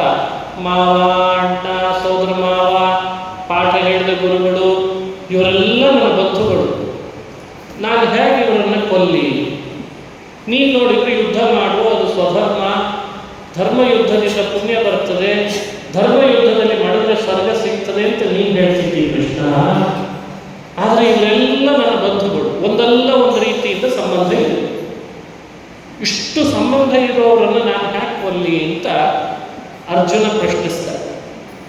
ಕೃಷ್ಣನ ಉತ್ತರ ಎಷ್ಟು ಚೆನ್ನಾಗಿದೆ. ಬೇರೆ ಬೇರೆ ಉತ್ತರಗಳಿವೆ, ಅದರಲ್ಲಿ ಇದು ಒಂದು ಉತ್ತರ ತಗೊಳ್ಳಿ. ಹಂತ ಹಂತವಾಗಿ ಕೃಷ್ಣ ಬೇರೆ ಬೇರೆ ಉತ್ತರ ಕೊಟ್ಟಿದ್ದಾನಲ್ಲ, ಅದರಲ್ಲಿ ಇದು ಒಂದು ಉತ್ತರ. ಕೃಷ್ಣ ಹೇಳಿದ, ಓ ನಿನಗಿವರೆಲ್ಲ ಬಂಧುಗಳ, ನನಗಲ್ಲೇ ಅಂತ ಕೇಳಿದ. ನನಗಲ್ಲವೇ? ನಿನಗಿಂತ ಜಾಸ್ತಿ ಬಂಧುತ್ವ ನನಗಿದೆ ಕೃಷ್ಣ. ಹಾಗೆ ಮಮೈವಾಂಶೋ ಜೀವಲೋಕೆ ಜೀವಭೂತ ಸನಾತನ, ಇದೊಂದು ಶ್ಲೋಕ, ಬಹಳ ಪ್ರಸಿದ್ಧವಾದ ಮಾತು. ಮಮೈವ ಅಂಶಃ ಜೀವಲೋಕೆ ಅಂತಂದರೆ ಈ ಎಲ್ಲ ಜೀವ ನನ್ನದೇ ಒಂದು ಅಂಶನೋ. ಈ ಅಂಶ ಅನ್ನೋ ಶಬ್ದದ ಅರ್ಥ ಏನು? ಕನ್ನಡದಲ್ಲಿ ಗೀತೆ ಪುಸ್ತಕ ತುಂಬ ಸಿಕ್ಕಿದೆ ನಿಮಗೆ. ಅಂಶ ಶಬ್ದಕ್ಕೆ ಅವರದ್ದೇ ಆದ ಇಂಟರ್ಪ್ರಿಟೇಷನ್ ಕೊಟ್ಟಿದ್ದಾರೆ. ಇರಲಿ, ಭಗವತ್ಪಾದರು ಜಗತ್ತಿಗೊಂದು ಇಂಟರ್ಪ್ರಿಟೇಟ್ ಮಾಡ್ತಾರೆ ಈ ಶ್ಲೋಕದಲ್ಲಿರೋ ಅಂಶ ಶಬ್ದಕ್ಕೆ. ಭಗವಂತ ಜೀವರನ್ನ ತನ್ನ ಅಂಶ ಅಂತ ಅನ್ಕೊಂಡ್ಬಿಟ್ಟಲ್ಲ ಅಂದ್ರೆ ಎಷ್ಟು ಹತ್ರ ಕರ್ಕೊಂಡಿದ್ದಾನೆ ಯೋಚಿಸಿದ್ವಿ. ಈ ಕಾನ್ಸೆಪ್ಟೇ ತಿಳಿದಿಲ್ಲ ಎಲ್ಲರಿಗೆ. ಅಂಶ ಅಂದ್ರೆ ಏನು? ಅಲ್ಲಿ ಅಂಶ ಅಂದ್ರೆ ಪ್ರತಿಬಿಂಬ ಅಂತ ಅರ್ಥ. ಜೀವರಾದ ನಾವೆಲ್ಲ ಕೃಷ್ಣನ ಮಾತಿನ ಪ್ರಮಾಣದಂತೆ ಅವನಿಗೆ ನಾವು ನೀವುಗಳೆಲ್ಲ ಒಂದು ಪ್ರತಿಬಿಂಬರಾಗಿದ್ದೇವೆ ಅನ್ನೋ ಕಾನ್ಸೆಪ್ಟ್ ಅನ್ನು ಇಲ್ಲಿ ಸ್ಪಷ್ಟಪಡಿಸ್ತಾರೆ. ಆದರೆ ಪ್ರತಿಬಿಂಬ ಭಗವಂತನಿಗೆ ಎರಡು ಥರದ್ದಿದೆ ಅಂತ ಇದನ್ನು ಭಗವತ್ಪಾದರೆ ಹೇಳಿಕೊಟ್ಟದ್ದು. ಅದಕ್ಕೆ ಈ ಪ್ರಮೇಯವನ್ನು ನೀವು ಮುಂದೆ ಇಡ್ತಾ ಇದ್ದೀರಿ. ಭಿನ್ನಾಂಶ ಅಭಿನ್ನಾಂಶ ಅಂತ ಎರಡು ಥರ ಇರ್ತದೆ. ಭಗವಂತನ ಮತ್ಸ್ಯ, ಕೂರ್ಮ, ವರಾಹ, ನೃಸಿಂಹ, ವಾಮನ, ಭಾರ್ಗವ, ರಾಘವ, ಕೃಷ್ಣ ಇವೆಲ್ಲ ಏನಿದ್ದಾವಲ್ಲ ಇವನು ಅಭಿನ್ನಾಂಶ ಅಂತ ತಿಳಿಬೇಕು ಅಂತಾರೆ ಭಗವತ್ಪಾದ. ಅಭಿನ್ನಾಂಶ ಅಂದರೆ ಬೇರ್ಪಡಿಸಲಿಕ್ಕೆ ಆಗದ ಅಂಶಗಳನ್ನು ಅಭಿನ್ನಾಂಶ ಅಂತ ಕರೆದಿದ್ದಾರೆ ಶಾಸ್ತ್ರಗಳಲ್ಲಿ. ಚೇತನರಾದ ನಾವು ನೀವುಗಳೆಲ್ಲ ಭಗವಂತನಿಗೆ ಅಂಶ ಅಂತ ಕೃಷ್ಣ ಹೇಳಿದ್ನಲ್ಲ, ಮಮೈವ ಅಂಶ ಅಂದರೆ ಭಗವಂತನಿಗಿಂತ ಅತ್ಯಂತ ಭಿನ್ನರಾದರೂ ನಾವು ಅವನ ಪ್ರತಿಬಿಂಬರಾಗಿದ್ದೇವಲ್ಲ, ಆ ಅರ್ಥದಲ್ಲಿ ನಮಗೆ ಭಿನ್ನಾಂಶ ಅಂತ ಇಟ್ಟುಕೊಂಡು ಮಮೈವ ಅಂಶೋ ಜೀವಲೋಕೆ ಅನ್ನೋ ಮಾತನಾಡ್ತಾನೆ ಕೃಷ್ಣ. ಇದೇ ಪ್ರತಿಬಿಂಬ ಅಂತ ಕೊಟ್ಟು. ಹಾಗಾಗಿ ನಾವೆಲ್ಲ ಕೃಷ್ಣನ ಭಾಷೆಯಲ್ಲಿ ದೇವರಿಗೊಂದು ಅಂಶ, ದೇವರ ಅಂಶರಾದ ನಾವು ದೇವರಿಗೆ ಎಷ್ಟು ಹತ್ರ ಆದ್ವಿ. ಬಹಳ ಜನರಿಗೆ ಇದೇ ಮರ್ತೋಗಿದೆ. ಇವತ್ತು ಲೋಕದಲ್ಲಿ ನಡೀತಿರುವ ಅನೇಕ ಸಮಸ್ಯೆಗಳಿಗೆ ಕಾರಣ ಏನು ಅಂದ್ರೆ ದೇವರಿಗೆ ನಾವು ಹತ್ರ ಇದ್ದೇವೆ ಅನ್ನೋದೇ ಗೊತ್ತಿಲ್ಲ. ಅದೇ ಕಾರಣ. ಬಹಳ ಹತ್ರ ಇರೋದು ನಾವೇ ಅಂತೆ. ತಾಯಿಗೆ ಮಗು ಯಾವಾಗಲೂ ಹತ್ರ. ತಾಯಿಗೆ ಎಷ್ಟು ಹತ್ರ, ಎಷ್ಟು ಹತ್ರ, ಎಷ್ಟೆಷ್ಟು ಹತ್ರ ಮನಸ್ಸಿನಲ್ಲಿ ಆಲೋಚಿಸ್ತಾಳೆ ಮಕ್ಕಳ ಬಗ್ಗೆ ಅನ್ನೋದು ಅಷ್ಟೇ ಅಲ್ಲ, ಒಂದು ಕರಳು ಹಂಚಿಕೊಂಡಿರ್ತಾಳೆ. ಕರಳು ಬಳ್ಳಿ ಕತ್ತರಿಸಿದ ಮೇಲೆ, ತಾಯಿ ಕರಳು ಬಳ್ಳಿ ಕತ್ತರಿಸಿದ ಮೇಲೆ ಒಂದು ಸಂಬಂಧ ಕಳೀತದೆ. ಆದರೂ ತಾಯಿ ಮಗುವಿನ ಬಗ್ಗೆ ಆಲೋಚನೆ ಮಾಡ್ತಿರ್ತಾಳೆ, ನನ್ನ ಮಗು. ಇದು ತಾನೇ ತಾಯಿ ಮಕ್ಕಳ ಸಂಬಂಧ. ಕೃಷ್ಣ ಹೇಳಿದ ಅದಕ್ಕಿಂತಲೂ ಮಿಗಿಲಾದ ಸಂಬಂಧ ನನ್ನ ಜೊತೆಗಿದೆ ಅಂತ. ಒಂದು ಜನ್ಮದ ತಾಯಿ ಜೊತೆಗಿರುವ ಸಂಬಂಧಕ್ಕಿಂತಲೂ ಅನಾದಿಯಿಂದ ಬಿಡಿಸ್ಕೊಳ್ಳಿಕ್ಕೆ ಆಗದ ನಂಟಸ್ತಿಗೆ ನನ್ನ ಜೊತೆಗೆ ಜೀವನ ಇದೆ. ಈ ಕಾನ್ಸೆಪ್ಟ್ ಅನ್ನು ಕೃಷ್ಣ ಜಗತ್ತಿಗೆ ಹೇಳಿ ಹೊರಟಿದ್ದಾನೆ ಅಂತ ಮಧ್ವಾಚಾರ್ಯ. ದೊಡ್ಡ ಪ್ರಮೇಯ. ಎಂದೂ ಬಿಡಿಸ್ಕೊಳ್ಳಿಕ್ಕಾಗದ ಸಂಬಂಧ ದೇವರ ಜೊತೆಗೆ ನಮಗಿದೆ. ಅದೇ ಸಂಬಂಧವನ್ನೇ ಮಮೈವಾಂಶೋ ಜೀವಲೋಕೆ ಜೀವಭೂತಸ್ಸ ಅಂತ. ಇದ್ರ ಬಗ್ಗೆ ವೇದಾಂತ ಸೂತ್ರಗಳ ವ್ಯಾಖ್ಯಾನಿಸಿ ಭಗವತ್ಪಾದರು ಒಂದು ಸ್ಪಷ್ಟೀಕರಣ ಕೊಟ್ಟರು. ಒಂದು ಪ್ರಮಾಣವನ್ನು ಉದಾಹರಿಸಿ, ಇಂದ್ರಚಾಪೋ ರವೇರ್ಯಥ. ಸಹಜವಾಗಿ ಮೊದಲು ನಮಗೆ ಬಿಂಬ ಪ್ರತಿಬಿಂಬ ಅನ್ನೋ ಕಾನ್ಸೆಪ್ಟ್ನಲ್ಲಿ ಬರೋದು ಉದಾಹರಣೆ ಯಾವುದು ಗೊತ್ತೋ? ನಮ್ಮ ತಿಳುವಳಿಕೆಯಲ್ಲಿ ಮೊದಲನೇ ಉದಾಹರಣೆ ಯಾವುದು ಬಿಂಬ ಪ್ರತಿಬಿಂಬ ಭಾವಕ್ಕೆ ಸಂಬಂಧಪಟ್ಟಂತೆ? ಒಬ್ಬ ದಾರ್ಶನಿಕರು ಅದನ್ನೇ ಕೊಟ್ಟಿದ್ದಾರೆ. ಕನ್ನಡಿ ನೋಡ್ತೇವೆ, ನಮ್ಮ ಮುಖ ಬಿಂಬ ಕನ್ನಡಿಯಲ್ಲಿ ಕಾಣುತ್ತದಲ್ಲ ಮತ್ತೊಂದು, ಅದನ್ನು ನಾವೇನಂತ ತಿಳಿತೇವೆ? ಪ್ರತಿಬಿಂಬ. ಇದನ್ನು ಬೇರೆ ದಾರ್ಶನಿಕರು ಉದಾಹರಣೆಯಾಗಿ ಇಟ್ಟುಕೊಂಡು ಒಂದು ರೀತಿ ಬಿಂಬ ಪ್ರತಿಬಿಂಬ ಭಾವವನ್ನು ಹೇಳಿ ಪ್ರಯತ್ನ ಪಟ್ಟರು. ವಾಸ್ತವಿಕವಾಗಿ ಮಧ್ವಾಚಾರ್ಯರು ಇಂದ್ರಚಾಪೋ ರವೇರ್ಯಥ ಅನ್ನೋ ಪ್ರಮಾಣವನ್ನು ಉದಾಹರಿಸಿ ಈ ಬಿಂಬ ಪ್ರತಿಬಿಂಬ ಭಾವ ಭಗವಂತನಿಗೂ ನಮಗೂ ಇರೋದಲ್ಲ, ಅದರ ಉದಾಹರಣೆ ಬೇರೆ ಇದೆ ಅಂತ ಕೊಟ್ಟರು. ಯಾವ ಉದಾಹರಣೆ? ಕಾಮನ ಬಿಲ್ಲು ಅಂತ. ಇಂದ್ರಚಾಪ ಅಂದರೆ ಸಂಸ್ಕೃತದಲ್ಲಿ ಇಂದ್ರಚಾಪ ಅಂತಿದೆ, ಇಂದ್ರಧನುಸ್ ಅಂದರೆ ಕಾಮನ ಬಿಲ್ಲು. ನೋಡಿ, ಆಕಾಶದೊಳಗೆ ಸೂರ್ಯ ಇರುವಾಗಲೇ ಕಾಮನ ಬಿಲ್ಲು ಮೂಡ್ತದೆ. ಈ ಕಾಮನ ಬಿಲ್ಲಿನ ಬಗ್ಗೆ ವಿವರಣೆ ಬಹಳ ಕೊಡೋದು ಬೇಕಾಗಿಲ್ಲ. ಒಂದಂತೂ ಸ್ಪಷ್ಟ, 7 ಬಣ್ಣಗಳು ಕಾಮನ ಬಿಲ್ಲಲ್ಲಿ ಮೂಡ್ತಾರೆ. 7 ಬಣ್ಣಗಳು ಕಾಮನ ಬಿಲ್ನಲ್ಲಿ ನಮಗೆ ಕಾಣ್ತಾರೆ. ಆದರೆ ಅದು ಎಲ್ಲಿದು? ವಿಜ್ಞಾನವು ಇವತ್ತು ಪ್ರೂವ್ ಮಾಡಿದೆ ಅದು ಕಾಮನ ಬಿಲ್ಲಿಯಲ್ಲಿದ್ದು. ವಿಜ್ಞಾನವನ್ನಾದರೂ ಚೆನ್ನಾಗಿ ಅರ್ಥಕೊಂಡಿದ್ರು ಇದು ಅರ್ಥ ಆಗಿಬಿಡ್ತದೆ ಬೇಗ ಸಂಗತಿ. ಸೂರ್ಯನೊಳಗೆ 7 ಬಣ್ಣಗಳಿದ್ದಾವೆ. ಆದರೆ ಸೂರ್ಯನ ಪ್ರಕಾಶ ಜಾಸ್ತಿ ಇದ್ದದ್ರಿಂದ ನಾವು ಸೂರ್ಯನನ್ನು ನೇರವಾಗಿ ಕಣ್ಣಿನಿಂದ ನೋಡಿದರೂ ನಮಗೆ 7 ಬಣ್ಣಗಳು ಬೇರೆ ಬೇರೆಯಾಗಿ ಕಾಣಲ್ಲ ಸ್ಪಷ್ಟವಾಗಿ. ಆದರೆ 7 ಬಣ್ಣಗಳಿರೋದು ಸೂರ್ಯನಲ್ಲೇ. ಮೋಡಗಳ ನೀರು ಉಪಾಧಿಯ ರೂಪದಲ್ಲಿ ಇರ್ತದೆ. ಅಲ್ಲಿ ಮತ್ತೆ ಪ್ರತಿಫಲನವಾದ 7 ಬಣ್ಣಗಳೇ ಕಾಮನಬಿಲ್ಲ ಆಗ್ತದೆ. ಸೂರ್ಯಾಸ್ತ ಆಯ್ತಾ? ಕಾಮನಬಿಲ್ಲಿಲ್ಲ. ಸೂರ್ಯ ಇದ್ದಾನ? ಕಾಮನಬಿಲ್ಲಿದೆ. ಹಾಗಾದರೆ ಸೂರ್ಯನಿಗೂ ಕಾಮನಬಿಲ್ಲಿಗೂ ಇರುವಂತಹ ಸಂಬಂಧ ಎಷ್ಟು ದೊಡ್ಡದು? ಸೂರ್ಯ ಇದ್ದಾನೆ, ಕಾಮನಬಿಲ್ಲಿದೆ. ಸೂರ್ಯನಲ್ಲಿ ಅತಿಶಯಿತ ಪ್ರಕಾಶ ಇದೆ, ಕಾಮನಬಿಲ್ಲಿನಲ್ಲಿ ಅಷ್ಟಿಲ್ಲ. ಹಾಗಾಗಿ ಹೊಳಪು ಕಡಿಮೆ, ರಿಫ್ಲೆಕ್ಟ್ ಆಗಿದ್ದಾದ್ದರಿಂದ ಅದರಲ್ಲಿ ಕಡಿಮೆ ಇದೆ. ನಾವೆಲ್ಲ ಕಾಮನಬಿಲ್ಲಿದ್ದಾಗ, ಭಗವಂತ ಸೂರ್ಯನಿದ್ದಾಗ. ಸೂರ್ಯನಂತೆ ಇರುವ ಭಗವಂತನ ಪ್ರಕಾಶ, ಶಕ್ತಿ, ಸರ್ವಜ್ಞತ್ವ ಎಲ್ಲ ಅಪಾರವಾಗಿದೆ ಸೂರ್ಯನಂತೆ. ನಮ್ಮೊಳಗೆ ಮಾತ್ರ ಅದು ಬಹಳ ಕಡಿಮೆ ಆಗಿದೆ. ಅವನು ಜ್ಞಾನ ಸ್ವರೂಪ, ನಾವು ಅದಕ್ಕೆ ಜ್ಞಾನ ಸ್ವರೂಪರೇ. ಅವನು ಆನಂದ ಸ್ವರೂಪ, ನಾವು ಆನಂದ ಸ್ವರೂಪರೇ.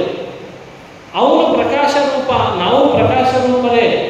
ಆದರೆ ಕಾಮನ್ ಬಿಲ್ನಲ್ಲಿ ಕಾಣಿಸ್ತಾ ಇರುವಂತಹದ್ದೆಲ್ಲ ಅಲ್ಪ, ಭಗವಂತನಲ್ಲಿರೋದಿದೆಯಲ್ಲ ಅದು ಅನಂತ. ಹೀಗೆ ಬಿಂಬ ಹಾಗೂ ಪ್ರತಿಬಿಂಬ ಅನ್ನೋ ವ್ಯವಸ್ಥೆಯನ್ನ ಸ್ಪಷ್ಟಪಡಿಸ್ಕೊಳ್ಳಿ ಅಂತ ಈ ಪ್ರಮೇಯವನ್ನು ಮೊಟ್ಟ ಮೊದಲು ಜಗತ್ತಿಗೆ ತಿಳಿಸಿಕೊಟ್ಟ ಮಹಾನುಭಾವರೇ ಮಧ್ವಾಚಾರ್ಯ. ಒಂದು ಪ್ರಶ್ನೆ ಬರ್ತದೆ, ಅಲ್ಲ ಕಾಮನ ಬಿಲ್ಲಿನಲ್ಲಿ 7 ಬಣ್ಣ ಕಾಣಿಸ್ಲಿಕ್ಕೆ, ಸೂರ್ಯನೊಳಗಿದ್ದದ್ದು ರಿಫ್ಲೆಕ್ಟ್ ಆಗಲಿಕ್ಕೆ ಮಧ್ಯದಲ್ಲಿ ಒಂದು ಮಾಧ್ಯಮ ಬೇಕಲ್ಲ? ಮಾಧ್ಯಮ ಇಲ್ಲದೆ ಉಪಾಧಿ ಅಂತ ಹೆಸರು ಅದಕ್ಕೆ ಶಾಸ್ತ್ರಗಳಲ್ಲಿ. ಮಾಧ್ಯಮ ಇಲ್ಲದೆ, ಉಪಾಧಿ ಇಲ್ಲದೆ ಬಿಂಬದ ಗುಣಗಳು ಪ್ರತಿಬಿಂಬದಲ್ಲಿ ರಿಫ್ಲೆಕ್ಟ್ ಆಗೋದು ಹೇಗೆ? ಅದಕ್ಕೆ ನಮ್ಮ ಹಿರಿಯರು, ವ್ಯಾಸರಾಜರು, ಮಹಾನುಭಾವರೆಲ್ಲ ಕೆಲವು ಬಿಂಬ ಪ್ರತಿಬಿಂಬ ಭಾವಗಳಲ್ಲಿ ಉಪಾಧಿ ಅವಶ್ಯಕತೆ ಇಲ್ಲ ಅಂತ ವಿವರಣೆ ಕೊಡ್ತಾರೆ. ಅದಕ್ಕೆ ನಿರುಪಾಧಿಕ ಬಿಂಬ ಪ್ರತಿಬಿಂಬ ಭಾವ ಅಂತ ಒಂದಿದೆ. ಸೋಪಾಧಿಕ ಬಿಂಬ ಪ್ರತಿಬಿಂಬ ಭಾವ ಅಂತ. ಎಷ್ಟೋ ಸ್ಥಳಗಳಲ್ಲಿ ನಾವು ಹೋದಾಗ ಅಲ್ಲಿ ನಮಗೆ ನಾವು ಒಂದು ಶಬ್ದ ಕೂಗಿದ ಕೂಡಲೇ ಪ್ರತಿಯಾಗಿ ಮತ್ತೆ ಶಬ್ದ ಕೇಳಿಸ್ತದೆ. ಅದನ್ನು ಪ್ರತಿಧ್ವನಿ ಅಂತ ಕರೀತಾರೆ. ಈ ಪ್ರತಿಧ್ವನಿ ನೋಡಿ, ಶಬ್ದವೇ ಪ್ರತಿಧ್ವನಿ. ನಾವು ಆಡಿದ್ದು ಒಂದೇ ಶಬ್ದ, ಆದರೆ ನಮಗಲ್ಲಿ ಪದೇ ಪದೇ ಬೇರೆ ಬೇರೆ ಬೇರೆ ಬೇರೆ ರೀತಿಯಾಗಿ ಶಬ್ದಗಳು, ಬೇರೆ ಬೇರೆ ರೀತಿಯಲ್ಲ, ಅದೇ ಶಬ್ದನೇ ಪ್ರತಿಯಾಗಿ ಕೇಳಿಸ್ತದಲ್ಲ. ಅಲ್ಲಿ ಯಾವುದು ಉಪಾಧಿ? ನೋಡಿ, ಇಂಥ ಅನೇಕ ಸ್ಥಳಗಳನ್ನು ಹಿರಿಯರು ಉದಾಹರಣೆಯಾಗಿ ಕೊಟ್ಟು ಬಿಂಬ ಪ್ರತಿಬಿಂಬ ಭಾವಗಳಲ್ಲಿ 2 ಥರ ಇದೆ. ಕೆಲವು ನಿರುಪಾಧಿಕ, ಕೆಲವು ಸೋಪಾಧಿಕ ಅಂತ ಒಂದು ವ್ಯವಸ್ಥೆಯನ್ನು ಹೇಳ್ತಾರೆ. ಇದು ಒಂದು ಪ್ರಮೇಯ. ಇಲ್ಲಿ ಕೊಟ್ಟ ಪ್ರಮೇಯಕ್ಕೆ ಗೀತಾ ಭಾಷ್ಯಕ್ಕೆ ಅನುಗುಣವಾಗಿ ಚರ್ಚೆ ಮಾಡಿದರೆ ಭಗವತ್ಪಾದರು ಹೇಳ್ತಾರೆ, ಗೀತಾ ಭಾಷ್ಯದಲ್ಲಿ ಒಂದು ಮಾತು ಬರ್ತದಲ್ಲ, ಅದಕ್ಕೋಸ್ಕರ ಹೇಳ್ತದೆ. ಪ್ರಾರಂಭದ 2ನೇ ಅಧ್ಯಾಯದಲ್ಲಿ ಹೇಳಿತ್ತು, ಶ್ರೀಕೃಷ್ಣ ಒಂದು ಮಾತು ಹೇಳಿದ ಅರ್ಜುನನಿಗೆ ಹೇಳುವಾಗ, ಅಂತವಂತ ಇಮೇ ದೇಹ ನಿತ್ಯಸ್ಯೋಕ್ತ ಶರೀರಿಣ. ನೋಡಿ, ನೀವೆಲ್ಲ ಭಗವದ್ಗೀತೆಯಲ್ಲಿ ಕೇಳಿರ್ಬೋದು. ಕೃಷ್ಣ ಎಷ್ಟು ಸ್ವಾರಸ್ಯ ಅಂದ್ರೆ ಅವನ ಮಾತಿನಲ್ಲಿ ಅವನು ಎಷ್ಟು ಸ್ವಾರಸ್ಯಕರವಾಗಿ ಹೇಳ್ತಾನೆ. ಅಂತವಂತ ಇಮೇ ದೇಹ ಅಂತಂತ. ಇಮೇ ದೇಹ ಅಂತವಂತಹ. ಅರ್ಜುನ, ಈ ದೇಹ ನಾಶ ಇದೆನೋ ಇದಕ್ಕೆ ಅಂತ ಇಷ್ಟೇ ಹೇಳಬೇಕಾಗಿತ್ತಲ್ಲ. ಈ ದೇಹಕ್ಕೆ ನಾಶ ಇದೆ ಅಂತ ನೋಡಿ, ಈ ದೇಹಕ್ಕೆ ನಾಶ ಇದೆ ಅಂತ ಪರ್ಪಸ್ಲಿ ಈ ದೇಹಕ್ಕೆ ಅಂತ ಹೇಳ್ತಾರೆ, ಇಮೇ ದೇಹ. ಅದಕ್ಕೆ ಮಧ್ವಾಚಾರ್ಯರು ಅರ್ಥ ಬರೆಯುವಾಗ ವಿವರಣೆ ಮಾಡ್ತಾರೆ. ನೋಡಿ, ಕೃಷ್ಣ ಎದುರುಗಡೆ ಕಾಣಿಸ್ತಾ ಇರುವ ದೇಹಗಳಿಗೆಲ್ಲ ನಾಶ ಇದೆ ಅಂತ ಹೇಳಿದ್ದಲ್ಲ, ಅದರಿಂದ ಇನ್ನೊಂದು ಅರ್ಥ ತೋರಿಸಿದ. ಏನು ಅಂದರೆ ನಾಶ ಇಲ್ಲದೇ ಇರೋ ದೇಹವು ಇದೆ ಅಂತ ತೋರಿಸಿದ ಅಂತ. ಇದು ಸೂಕ್ಷ್ಮ, ಅಲ್ಲಿ ಸಹಜ ಅಲ್ವಾ? ಇದಕ್ಕೆ ನಾಶ ಇದೆ ಅಂತ ನೀವು ಪರ್ಪಸ್ಲಿ ಕೈ ಮಾಡಿ ತೋರಿಸ್ತಾ ಇದ್ದಾರೆ ಅಂತಂದ್ರೆ ನಾಶ ಇಲ್ಲದೆ ಇರೋದು ತತ್ ಸಜಾತಿಯ ಇನ್ನೊಂದಿದೆ ಅಂತ ಆಗಲ್ಲ ಅಭಿಪ್ರಾಯ. ಇದು ಭಗವದ್ಗೀತೆಯ ವಿಶೇಷ. ಇದಕ್ಕೆ ವಿವರಣೆ ಮಾಡ್ತಾ ಮಧ್ವಾಚಾರ್ಯ ಹೇಳ್ತಾರೆ, ನಾಶ ಇಲ್ಲದೇ ಇರೋ ದೇಹ ಅಂತಿದೆ ಅಲ್ಲ, ಅದು ಈ ಬಿಂಬ ಪ್ರತಿಬಿಂಬ ಭಾವದ ಎಕ್ಸ್ಪ್ಲೇನ್ ಮಾಡಬೇಕಾದ್ರೆ ಉಪಾಧಿ ಅಂತ ಕರೆಸ್ಕೊಳ್ತದೆ ಅಂತ ವಿವರಣೆ ಮಾಡಿ. ನೋಡಿ, ಸೂರ್ಯನಲ್ಲಿರುವ 7 ಬಣ್ಣಗಳ ಪ್ರತಿಫಲನ ಆಗೋದು ಕಾಮನಬಿಲ್ಲಿನಲ್ಲಿ. ಕಾಮನಬಿಲ್ಲಿನ ಮಧ್ಯಕ್ಕೊಂದು ಉಪಾಧಿ ಒಪ್ಪಲೇಬೇಕು ಅಂತ ವಿವರಣೆ ಕೊಟ್ಟರೆ ಮೋಡದ ನೀರು ಅಂತ ಇಟ್ಟುಕೊಂಡ್ರೆ, ಇಲ್ಲಿಯೂ ಕೂಡ ಭಗವಂತ ಬಿಂಬನಾಗಿ ನಮ್ಮೆಲ್ಲರ ಸೂರ್ಯನಂತಿದ್ದಾನೆ, ನಾವೆಲ್ಲ ಪ್ರತಿಬಿಂಬರಾಗಿ ಕಾಮನ ಬಿಲ್ಲಂತಿದ್ದೇವೆ. ಉಪಾಧಿ ಯಾವುದು ಅಂತ ಕೇಳಿದ್ರೆ ನಮ್ಮ ನಿಮ್ಮೆಲ್ಲರ ಸ್ವರೂಪ ದೇಹವೇ ಉಪಾಧಿ ಅಂತ ಒಂದು ಇಂಟರ್ಪ್ರಿಟೇಷನ್ ಮಾಡ್ತಾರೆ. ಹೀಗೆ ಸ್ವರೂಪ ದೇಹ ಅನ್ನೋ ಉಪಾಧಿಯ ಮೂಲಕ ತನ್ನೊಳಗಿರುವ ಗುಣಧರ್ಮಗಳನ್ನು ಭಗವಂತ ಚೇತನನೊಳಗೂ ಇರುವ ಗುಣಧರ್ಮಗಳನ್ನು ಬಹಳ ಸಂಬಂಧ ಇಟ್ಟುಕೊಂಡು ತನ್ನನ್ನು ಹೇಗೆ ಉಪಾಸನೆ ಮಾಡ್ತಾನೋ ಹಾಗಾಗಿ ಇವನಲ್ಲಿ ವ್ಯಕ್ತ ಮಾಡ್ತಾ ಹೋಗ್ತಾನೆ. ಏ ಯಥಾ ಯಥಾ ಮಾ ಪ್ರಪದ್ಯಂತೆ ತಾಂಸ್ತಥೈವ ಭಜಾಮ್ಯಹಂ ಅಂದ್ರೆ ಈ ಮಾತಿನ ಅರ್ಥವೂ ಇದೆ ಅಂತ ವಿವರಣೆ ಮಾಡ್ತಾರೆ. ಇದು ಪ್ರಮೇಯ. ಪ್ರಮೇಯ ಅಂದ ಕೂಡಲೇ ನಮಗೇನು ತಿಳುವಳಿಕೆ ಬಂದಿದೆ ಇತ್ತೀಚೆಗೆ? ನಾನು ಅದಕ್ಕೆ ಹೇಳ್ತಿರ್ತೇನೆ, ಅಲ್ಲಲ್ಲಿ ಪ್ರಮೇಯದ ಉಪನ್ಯಾಸ ಅಂದ ಕೂಡಲೇ ಹರಿಸರ್ವೋತ್ತಮ, ವಾಯುಜೀವೋತ್ತಮ ಅಲ್ಲಿಗೆ ಹೋಗ್ತೇವೆ. ದಾರ್ಶನಿಕವಾಗಿ ಯುಕ್ತಿಗಳಿಂದ ಪ್ರಮಾಣಗಳನ್ನು ಕೊಟ್ಟು ಇಂಥ ವಿಷಯಗಳನ್ನು ಜೀವನಿಗೆ ಹತ್ತಿರವಾಗುವಂತೆ ತಿಳಿಸೋದೇ ನಿಜವಾದ ಪ್ರಮೇಯ. ಮಧ್ವಾಚಾರ್ಯರು ಜಗತ್ತಿಗೆ ಕೊಟ್ಟದ್ದೇ ಈ ಸಿದ್ಧಾಂತ. ಇದನ್ನು ಪ್ರತಿಯೊಬ್ಬರೂ ಆಸ್ವಾದನೆ ಮಾಡಬೇಕಿದೆ. ಎಷ್ಟು ಕುತೂಹಲ ಮೂಡುತ್ತದೆ ನೋಡ್ರಿ ಈಗ ನಮಗೆ. ಹಾಗಾದ್ರೆ ಆ ಬಿಂಬ ಹೇಗಿದ್ದಾನೆ, ನಾವು ಹೇಗೆ ತಿಳಿಬೇಕು ಅವನನ್ನ, ಅದನ್ನೇ ಉಪಾಸನೆ ಮಾಡಬೇಕಾದ್ರೆ ಯಾವ ರೂಟ್ನಲ್ಲಿ ಹೋಗಬೇಕು ಅಂತ ಅನಿಸ್ತದೋ ಇಲ್ಲೋ. ಎಲ್ಲಿದ್ದಾನೆ ಅವನು? ನಮ್ಮ ಈ ದೇಹದೊಳಗೆ ಬಿಂಬ ಎಲ್ಲಿದ್ದಾನೆ? ನಾವೆಲ್ಲಿದ್ದೇವೆ? ನಮ್ಮ ಪರಿಮಿತಿ ಎಷ್ಟು? ಈ ಪ್ರಮೇಯದ ಬಗ್ಗೆ ಯಾರು ಇಂಟರ್ಪ್ರಿಟೇಟ್ ಮಾಡಿದ್ರು ಜಗತ್ತಿನಲ್ಲಿ? ಒಂದು ದರ್ಶನ ಹೇಳ್ತದೆ, ಆತ್ಮ ವಿಭು ಸರ್ವಗತಃ, ಆತ್ಮ ಎಲ್ಲೆಡೆಯಲ್ಲಿ ವ್ಯಾಪಿಸಿದಾನೆ ಅಂತ ಒಂದು ದರ್ಶನ ಹೇಳಿಬಿಡುತ್ತೆ. ಆ ದರ್ಶನಗಳನ್ನೆಲ್ಲ ವಿಮರ್ಶೆ ಮಾಡಿ ಭಗವದ್ಗೀತೆಯಲ್ಲಿ ಕೃಷ್ಣನ ಮಾತನಂತೆ ನಿತ್ಯ ಸರ್ವಗತ ಸ್ಥಾಣವು, ನೋಡಿ ಇದೊಂದು ಶಬ್ದ ಇದೆ. ಈ ಶಬ್ದ ಹೆಂಗೆ ಬಿಡಿಸ್ತೀರಿ ಹಂಗೆ ಅರ್ಥ ಕೊಡ್ತದೆ. ನಿತ್ಯ ಸರ್ವಗತ ಸ್ಥಾಣವು ಅಂತ ಒಂದು ಪದ ವಿಭಾಗ, ನಿತ್ಯ ಸರ್ವಗತ ಸ್ಥ ಅಣು ಅಂತ ಇನ್ನೊಂದು ರೀತಿ ವಿಭಾಗ.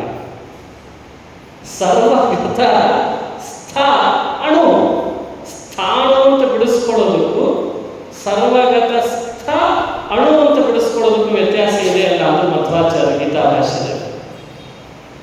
ಇಡೀ 2ನೇ ಅಧ್ಯಾಯ ಜೀವ ಪರಮಾತ್ಮರ ಬಿಂಬ ಪ್ರತಿಬಿಂಬ ಭಾವವನ್ನು ಸ್ಪಷ್ಟಪಡಿಸಲಿಕ್ಕೆ ಹೊರಟದ್ದು ಅಧ್ಯಾಯ. ಅದು ಅದರಲ್ಲಿ ಜೀವ ಸ್ವರೂಪವನ್ನು ಹಾಗೂ ಭಗವತ್ ಸ್ವರೂಪವನ್ನು ಅರ್ಥ ಮಾಡಿಸ್ಲಿಕ್ಕೆ ಹೊರಟ ಅಧ್ಯಾಯ ಅದು ಅಂತ ಇಂಟರ್ಪ್ರಿಟೇಟ್ ಮಾಡ್ತಾರೆ. ಅದರಲ್ಲಿ ಈ ಶ್ಲೋಕ ಬಹಳ ಇಂಪಾರ್ಟೆಂಟ್ ಆಯಿತು.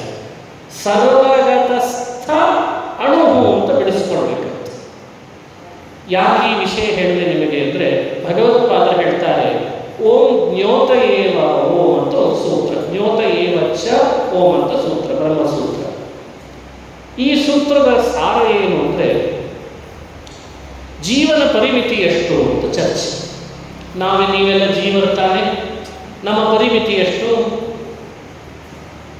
ಎಷ್ಟಿದೆ ನಮ್ಮ ಪರಿಮಿತಿ ಅಂತ ನಾವೇನಾದರೂ ಯೋಚನೆ ಮಾಡಿದ್ದೇವೆ? ಎಂದಾದರೂ ನಾನು ಅನ್ನೋ ತಿಳುವಳಿಕೆ ಬರ್ತಾ ಇದೆ. ಹಾಗಾಗಿ ನಾನು ಅಂತನ್ನೋ ತಿಳುವಳಿಕೆಗೆ ಅನುಗುಣ ನಾವಿದ್ದೇವೆ ಅಂತ ಸಿದ್ಧ ಆಯಿತು, ಪ್ರತ್ಯಕ್ಷದಿಂದ, ಅನುಭವದಿಂದ. ಎಷ್ಟಿದ್ದೇವೆ ಅಂತ ಹ್ಯಾಕ್ ಸಿದ್ಧ ಆಗೋದು? ಇದಕ್ಕೊಂದು ವಿಜ್ಞಾನದಲ್ಲಿ ಲ್ಯಾಬ್ ಟೆಸ್ಟ್ ಅಂತ ಮಾಡ್ತಿರ್ತಾರೆ. ಎಲ್ಲವನ್ನೂ ಟೆಸ್ಟ್ ಮಾಡೋದು. ಹಾಗೆ ನಮ್ಮನ್ನು ನಾವು ಟೆಸ್ಟ್ ಮಾಡ್ಕೊಳ್ಳೋದಾದರೆ ನಾವು ಇಷ್ಟಿದ್ದೇವೆ ಅಂತ ಟೆಸ್ಟ್ ಮಾಡೋದು ಹೇಗೆ ಅಂತ ವಿಚಾರ ಮಾಡಿದರೆ, ಇಡೀ ದೇಹದೊಳಗೆ ಎಲ್ಲಿ ಚುಚ್ಚಿದ್ರೂ ನೋವಾಗ್ತದ? ನೋವಾಗ್ತದೆ, ಕಾಲಿನಲ್ಲಿ ಚುಚ್ಚಿದ್ರೂ ನೋವಾಗ್ತದೆ, ಹಾಗಾದ್ರೆ ಜೀವ ಅಲ್ಲೇ ಇದ್ದಾನೆ. ಸರಿ, ಕೈಯಲ್ಲಿ ಚುಚ್ಚಿದ್ರೂ ನೋವಾಗ್ತದೆ, ಜೀವ ಅಲ್ಲೇ ಇದ್ದಾನೆ. ನೋವು ಅಂದರೆ ದುಃಖಾನುಸಂಧಾನ. ಸುಖ ದುಃಖಗಳ ಅನುಸಂಧಾನ ಯಾವೆಲ್ಲ ಭಾಗಗಳಲ್ಲಿ ಚುಚ್ಚೋದ್ರಿಂದ ಆಗ್ತದೆ ಅಲ್ಲೆಲ್ಲ ಜೀವನನ ಒಪ್ಪಬೇಕು ಅಂತ ಒಂದು ವಾದ. ಹಾಗಾಗಿ ದೇಹ ಎಷ್ಟು ಪರಿಮಿತ ಇರ್ತದೋ ಆತ್ಮ ಅಷ್ಟು ಪರಿಮಿತನಿದ್ದಾನೆ ಅಂತ ಬಹಳ ಪ್ರಸಿದ್ಧವಾದ ಒಂದು ಜೈನ ಅಂತ ಒಂದು ದರ್ಶನ ಜಗತ್ತಿಗೆಲ್ಲ ಇದನ್ನು ಇಂಟರ್ಪ್ರಿಟೇಟ್ ಮಾಡ್ತದೆ. ಅದನ್ನು ವಿಮರ್ಶೆ ಮಾಡಿದ್ರು ಭಗವತ್ಪಾದರು. ಅಲ್ಲಪ್ಪ, ದೇಹ ಪರಿಮಿತಿ ಇದ್ದಷ್ಟು ಆತ್ಮನ ಪರಿಮಿತಿಯನ್ನು ಒಪ್ಪಿಬಿಟ್ರೆ ಈ ದೇಹ ಬಿಟ್ಟು ನೆಕ್ಸ್ಟ್ ಅವನು ಈ ಇರುವೆ ಆಗ್ತಾನೆ, ಇರುವೆ ಜನ್ಮ. ಅವಾಗ ಸಣ್ಣದಾಗಿರುತ್ತೆ. ನೆಕ್ಸ್ಟ್ ಆನೆ ಆಗ್ತಾನೆ, ಆವಾಗ ಆನೆ ಇದ್ದಷ್ಟು ಆಗ್ತದೆ. ಫೂಲಿಶ್ ಅಲ್ವೇ? ಅಂದರೆ ಆತ್ಮ ಯಾವ್ಯಾವ ದೇಹ ಪಡ್ಕೋತಾನೆ ಅಷ್ಟಷ್ಟು ಪರಿಮಿತನಾಗ್ತಾ ಹೋದರೆ ಆತ್ಮನಿಗೆ ಏರಿಳಿತ ಆಯ್ತಾ ಇಲ್ಲ. ಹಾಗಾಗಿ ಈ ದರ್ಶನಗಳು ಬಹಳ ದಾರಿ ತಪ್ಪಿಸ್ತವೆ ಆತ್ಮಸ್ವರೂಪವನ್ನು ವಿವರಣೆ ಕೊಡೋದರಲ್ಲಿ ಅಂತ ಅದನ್ನು ಕೈ ಬಿಡಲೇಬೇಕಾಯ್ತು. ತುಂಬ ಸಮಸ್ಯೆಗಳಿವೆ ದರ್ಶನಗಳಲ್ಲಿ. ವಿಮರ್ಶಿಸಿ ಅನುವ್ಯಾಖ್ಯಾನದಲ್ಲಿ ಮಧ್ವಾಚಾರ್ಯರು ಆತ್ಮನ ನೈಜ ಸ್ವರೂಪವನ್ನು ಹೀಗೆ ತಿಳ್ಕೊಳ್ಬೇಕು. ಎಷ್ಟಿದ್ದಾನೆ ಅಂದರೆ, ಒಂದು ಕುದುರೆ ಬಾಲದ ಕೊನೆ ಒಂದು ಅಂಶವನ್ನು ಕತ್ತರಿಸಿದರೆ, ಇದು ಬಹಳ ಪ್ರಸಿದ್ಧವಾದ ಪ್ರಮಾಣ ವಾಕ್ಯ, ಅದನ್ನೇ ಉದಾಹರಿಸಿದ್ದಾರೆ ಹಿರಿಯರು. ಆ ಕೊನೆ ಒಂದು ಅಂಶ ಕತ್ತರಿಸಿದಾಗ ಆದದ್ದನ್ನು 1000 ತುಂಡು ಮಾಡ್ಲಿಕ್ಕೆ ಬಂದರೆ ಆ 1000 ತುಂಡಿನೊಳಗೆ ಮೊದಲು ಒಂದು ಅಂಶ ತಗೊಂಡು 100 ಭಾಗ ಮಾಡಿದರೆ ಆ 100 ಭಾಗದೊಳಗಿರೋ ಒಂದು ಅಂಶದ ಪರಿಮಿತಿ ನಮ್ಮ ನಿಮ್ಮೆಲ್ಲರ ಪರಿಮಿತಿ ಅಂತ ಎಕ್ಸ್ಪ್ಲೇನ್ ಮಾಡ್ತಾರೆ. ನಾವು ಇನ್ಮೇಲಿಂದ ನಿಶ್ಚಂಚಲರಾಗ ನಿಸ್ಸಂದೇಹದಿಂದ ನಾವು ಎಷ್ಟಿದ್ದೇವೆ ಅನ್ನೋದು ಸ್ಪಷ್ಟಪಡಿಸ್ಬಾರ್ದು. ನಾವು ಇಷ್ಟೇ ಇರೋದು, ಇದಕ್ಕಿಂತ ಹೆಚ್ಚಿಲ್ಲ. ನಾವು ಹಾರಾಡ್ತೇವಲ್ಲ, ಭಾರಿ ಹಾರಾಡ್ತೇವೆ. ನಾವು ಎಷ್ಟಿದ್ದೇವೆ ಇಷ್ಟೇ ಇದೆ. ಸಮಸ್ಯೆ ಆಯ್ತು ಮತ್ತೆ ಇದ್ರ ಬಗ್ಗೆ. ಅದಕ್ಕೆ ವೇದಾಂತ ಸೂತ್ರಗಳು ಬಹಳ ಮುಖ್ಯ ನಿರ್ಣಯ ಮಾಡ್ಕೊಳ್ಬೇಕಲ್ವಾ. ಅಲ್ರಿ, ಕುದುರೆ ಬಾಲವನ್ನು ಈ ಪರಿಯಲ್ಲಿ ಭಾಗಾಕಾರ ಮಾಡಿದ ಕೊನೆಯ ಒಂದು ಭಾಗ ಜೀವನ ಪರಿಮಿತಿ ಆದರೆ ಇಲ್ಲಿ ಚುಚ್ಚಿದ್ರೆ ಆತ್ಮನಿಗೆ ದುಃಖ ಯಾಕೆ ಆಗ್ತಾರೆ? ಇಲ್ಲೆಲ್ಲೋ ಹೊಡೆದ್ರೆ ಒಳಗಡೆ ಎಲ್ಲಿ ದುಃಖ ಯಾಕೆ? ಆತ್ಮ ಇರುವುದಿಷ್ಟೇ ಅಲ್ಲ. ಎಷ್ಟು ಸಮಸ್ಯೆ ಇದೆ ಅಲ್ಲ ಈ ವಿಷಯಗಳೆಲ್ಲ. ಅದಕ್ಕೆ ವೇದವ್ಯಾಸರು ಸ್ಪಷ್ಟಪಡಿಸಿದ್ರು. ಮತ್ತೆ ಓಂ ವ್ಯತಿರೇಕೋ ಗಂಧವಂಶ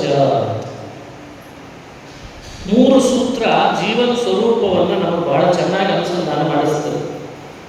ಅದರಲ್ಲಿ ವ್ಯತಿರೇಕೋ ಗಂಧವಂಶ ಅಂತ ಒಂದು ಸೂತ್ರ. ಒಂದು ಹೂವು ತನ್ನ ಪರಿಮಿತಿಯಿಂದ ಎಷ್ಟೇ ಚಿಕ್ಕದಾಗಿದ್ದರೂ ಪರಾಗಗಳು ಒಳಗಿದ್ದು, ಪರಾಗಗಳು ಕೂಡ ಬಹಳ ಪರಿಮಿತಿಯಿಂದ ಚಿಕ್ಕದಾಗಿದ್ದರೂ ಪರಾಗಗಳ ಮೂಲಕ ಹೊರಹೊಮ್ಮುವ ಗಂಧ ಮಾತ್ರ ಎಲ್ಲೆಡೆಯಲ್ಲಿ ಪಸರಿಸಿರ್ತದಲ್ಲ. ಒಂದು ದೀಪ ಪರಿಮಿತಿಯಿಂದ ಚಿಕ್ಕದಾಗಿದ್ದರೂ ಪ್ರಕಾಶ ವತ್ಸ ಅಂತ ಮತ್ತೊಂದು ಸೂತ್ರ. ಅದರ ಅರ್ಥ ಪ್ರಕಾಶ ಅದು ಒಂದು ಚಿಕ್ಕ ಕೋಣೆಯಲ್ಲಿಟ್ಟರೂ ತನ್ನ ಬೆಳಕನ್ನು ಎಲ್ಲೆಡೆಯಲ್ಲಿ ಹರಡುತ್ತದೆ. ಅದನ್ನು ನೀವು ದೊಡ್ಡ ಕೋಣೆಯಲ್ಲಿಟ್ಟರೆ ತನ್ನ ಬೆಳಕನ್ನದು ಎಲ್ಲೆಡೆಯಲ್ಲಿ ಹರಡುತ್ತದೆ.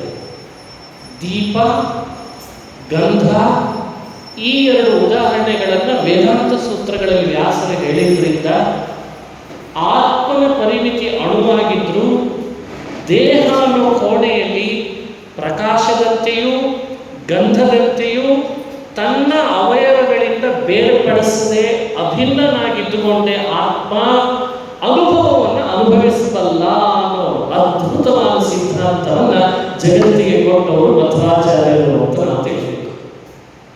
ಇದು ಸಿದ್ಧಾಂತ.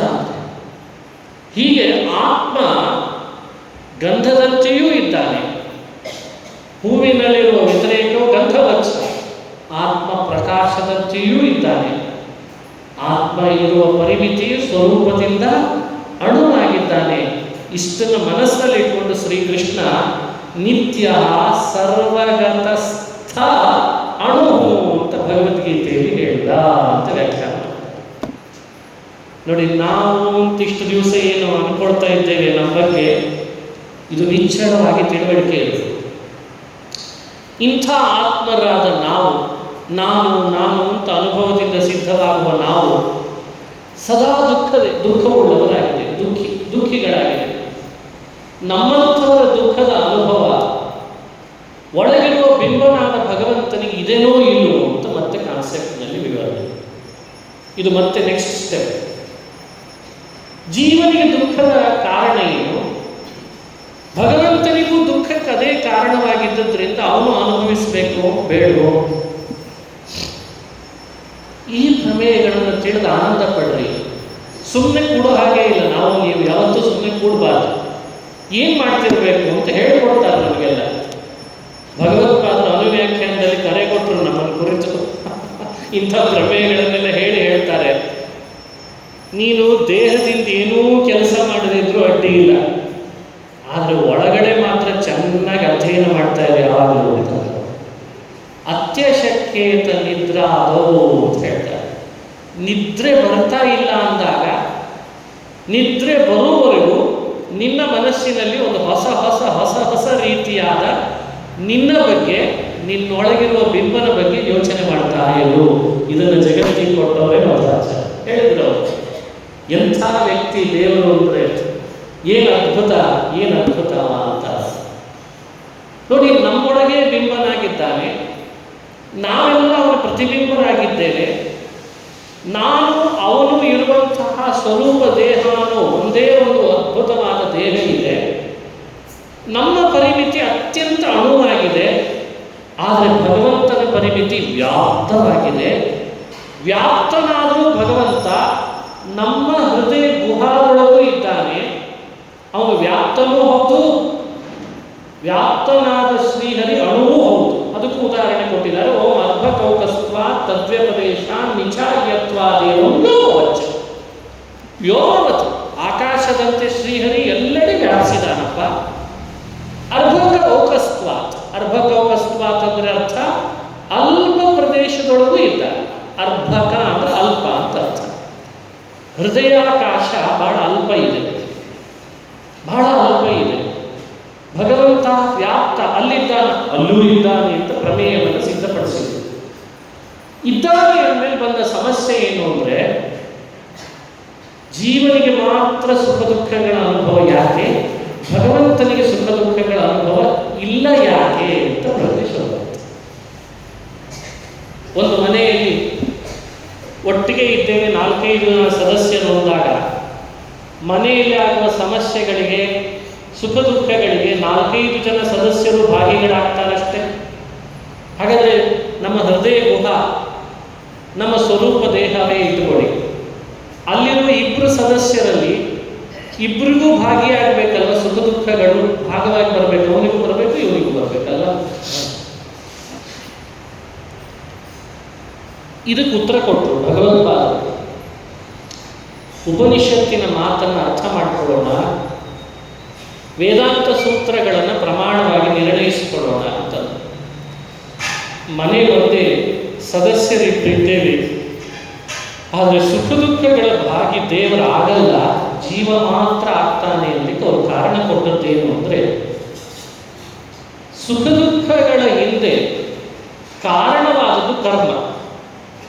ಅನಾದಿ ಕರ್ಮದ ಸಂಬಂಧ ನಮಗೆ ಮಾತ್ರ ಇದೆ ಅಂತೆ. ಅನಾದಿ ಕರ್ಮ ಸಂಬಂಧ ಇವನಿಗಿಲ್ಲ. ಯಾಕೆ? ಈಶಾ ಆದ್ರಿಂದ ಇಲ್ಲ ಅಂತ ಅವ್ರು ಹೇಳ್ತಾರೆ. ಈಶಾ ಅನ್ನೋ ಶಬ್ದ ಬರ್ತೀವಿ, ಉಪನಿಷತ್ತು ಆ ಶಬ್ದದಿಂದ ಹೇಳ್ತದೆ, ಆದ್ರಿಂದ ಅದನ್ನು ಹೇಳ್ತದೆ. ಈಶಾ ಅಂದರೆ ಎಲ್ಲವನ್ನೂ ನಿಯಮನ ಮಾಡ್ತಾನಾದ್ರಿಂದ ಈಶಾ. ಅನಾದಿ ಕರ್ಮದ ಸಂಬಂಧ ಜೀವನಿಗೆ ಮಾತ್ರ ಇದ್ದದ್ರಿಂದ ಸುಖ ದುಃಖಗಳ ಅನುಭವ ಇದೆ.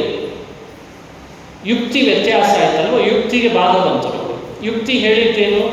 ಒಂದು ಮನೆಯಲ್ಲಿ 2 ಸದಸ್ಯರಿದ್ದರೆ ಮನೆಯಲ್ಲಾಗೋ ಸುಖ ದುಃಖಗಳಿಗೆ ಭಾಗಿ 2 ಆಗಬೇಕು ಅನ್ನೋದು ಒಂದು ಯುಕ್ತಿ, ಲಾಜಿಕ್ ಹೇಳಿತ್ತು.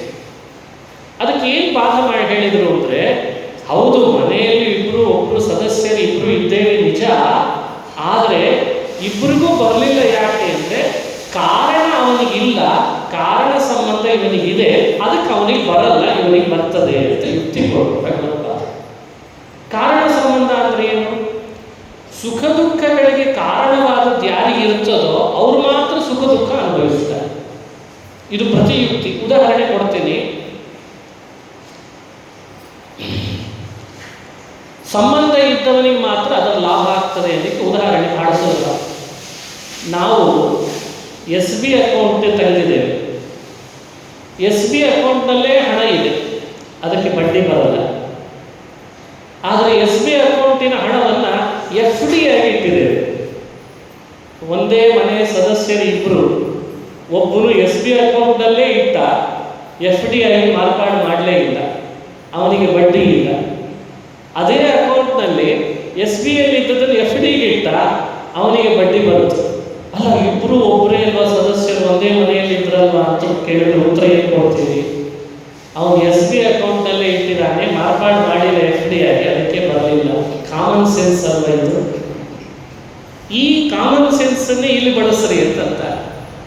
ಆ ಪರಮಾತ್ಮ ಯಾವತ್ತೂ ಕೂಡ ತನ್ನದೇ ಆದಂತಹ ಕರ್ತೃತ್ವದ ಮೂಲಕವಾಗಿ ಏನೇ ಕರ್ಮಗಳನ್ನು ಮಾಡಿಸಿದರೂ ಅದರಿಂದ ಅವನು ಬಡ್ಡಿ ಬರೋ ಹಾಗೆ ಅಥವಾ ಅದರ ಫಲ ಬರೋ ಹಾಗೆ ಅವತ್ತು ಯಾವತ್ತೂ ಮಾಡಲ್ಲ, ಅಲ್ಲೇ ಇರ್ತಾನೆ.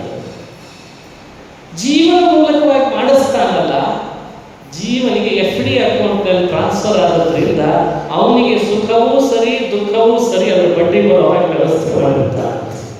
ಇದೇ ವ್ಯತ್ಯಾಸ, ಇದೇ ವ್ಯತ್ಯಾಸ. ಇದನ್ನು ಅರ್ಥ ಮಾಡ್ಕೊಳ್ಬೇಕು ನಾವು. ಹಾಗಾಗಿ ಜೀವನಿಗೆ ಕರ್ಮ ಸಂಬಂಧ ಇದೆ ಅನ್ನೋ ಪ್ರಮೇಯವನ್ನು ಅದ್ಭುತವಾಗಿ ನಿರೂಪಣೆ ಮಾಡಲಿಕ್ಕೆ ಬ್ರಹ್ಮಮೀಮಾಂಸಾ ಶಾಸ್ತ್ರದ 3ನೇ ಅಧ್ಯಾಯ ಹೊರತು ಆ ಕರ್ಮದ ವಿಭಾಗವನ್ನು, ಕರ್ಮದಲ್ಲಿ ವಿಭಾಗ ಅಂದರೆ ಸುಮ್ಮನೆ ತಿಳಿಸಿರ್ತೀನಿ, ವಿಸ್ತಾರ ಮಾಡೋದು ಸ್ವಲ್ಪ ಸಮಯ ಜಾಸ್ತಿ ಬೇಕಾಗ್ಬೋದು ಅಂತ ಪ್ರಾರಬ್ಧ ಅಂತ ಹೆಸರಿಟ್ಟಿದ್ದಾರೆ. ಕರ್ಮಕ್ಕೆ 3 ತರಹ, ಕರ್ಮವೇ 3 ಥರ ಹೆಸರು ಪಡ್ಕೊಳ್ತದೆ. ಕರ್ಮ ಒಂದೇ, ಅದು 3 ಥರ ಹೆಸರು ಪಡ್ಕೊಳ್ತದೆ. ಹೆಂಗೆ ಅನ್ನ ಒಂದೇ, ಒಗ್ಗರಣೆಯಲ್ಲಿ ಹಾಕಿದರೆ ಚಿತ್ರಾನ್ನ, ಹಾಲನ್ನು ಕುದಿಸಿ ಹಾಲಿನಲ್ಲಿ ಹಾಕಿದರೆ ಅದೇನೆ ಪರಮಾನ್ನ. ಹಾಗಾಗಿ ಒಗ್ಗರಣೆ ಹಾಕಿದರೆ ಚಿತ್ರಾನ್ನ, ಹಾಲಿನಲ್ಲಿ ಹಾಕಿದರೆ ಪರಮಾನ್ನ, ಹಾಗೇ ಗುಂಡಿಯಲ್ಲಿ ಅನ್ನ ಮಾಡಿಬಿಟ್ರೆ ಅದು ನೈವೇದ್ಯ ಅಷ್ಟೇ. ಹೀಗೆ ನೈವೇದ್ಯ, ಚಿತ್ರಾನ್ನ, ಪರಮಾನ್ನ ಹೇಗೋ ಹಾಗೆ ಕರ್ಮ ಒಂದೇ ಆದರೂ ಆ ಕರ್ಮವೇ ಪ್ರಾರಬ್ಧ ಮತ್ತು ಸಂಚಿತ, ಇನ್ನೊಂದು ಆಗಾಮಿ ಅಂತ ಕರೆಸ್ಕೊಳ್ತದೆ. ಆ ಕರ್ಮಗಳ ಸಂಬಂಧ ಏನಿದ್ರು ಅಣುವಾದ, ಅತ್ಯಂತ ಅಣುವಾದಂತಹ ಪ್ರತಿಬಿಂಬ ಸ್ಥಾನದಲ್ಲಿರುವ ನಾವು ನೀವುಗಳು, ನಾನು ಅನ್ನೋ ಅನುಭವ ಸಿದ್ಧರಾದ ಚೇತನನಿಗೆ ಮಾತ್ರ ಇದೆ ಹೊರತು ಭಗವಂತನಿಗೆ ಬಿಂಬನಾದ ಸರ್ವಶಕ್ತನಾದ ಎಲ್ಲರನ್ನೂ ನಿಯಮನ ಮಾಡುವ ಕರ್ಮದ ಫಲವನ್ನು ಕೊಡುವ ಆ ಭಗವಂತನಿಗೆ ಕರ್ಮದ ಫಲದ ಅನುಭವ ಇಲ್ಲ ಅಂತ ಈ ಪ್ರಮೇಯವನ್ನು ಜಗತ್ತಿಗೆ ಮೊಟ್ಟ ಮೊದಲು ಸಾರಿದ ಆಚಾರ್ಯರು, ಅದು ಮಧ್ವಾಚಾರ್ಯರು. ಎಂಥ ಅದ್ಭುತವಾದ ಸಿದ್ಧಾಂತ ಇದು! ಇದನ್ನು ಅನುಸಂಧಾನ ಮಾಡಬೇಕು ಪ್ರಮೇಯ ಅಂತಂದರೆ. ಇದರಲ್ಲಿ ಒಂದು ವಿಶೇಷತೆಯನ್ನು ಚಿಂತನೆ ಮಾಡಿಸ್ತಾರೆ. ಈ ಚೇತನ ಇವನು ಒಳಗಿದ್ದಾನೆ, ಪರಮಚೇತನ. ಅವನು ಪರಮಚೇತನ, ನಾವೆಲ್ಲ ಚೇತನ. ಇದಕ್ಕೊಬ್ಬರು ಹಿರಿಯರು ಕೊಟ್ಟ ಉದಾಹರಣೆ, ಅದನ್ನು ಭಾಗವತ ತಾತ್ಪರ್ಯದಲ್ಲಿ ಭಗವತ್ಪಾದರು ಹೇಳ್ತಾರೆ.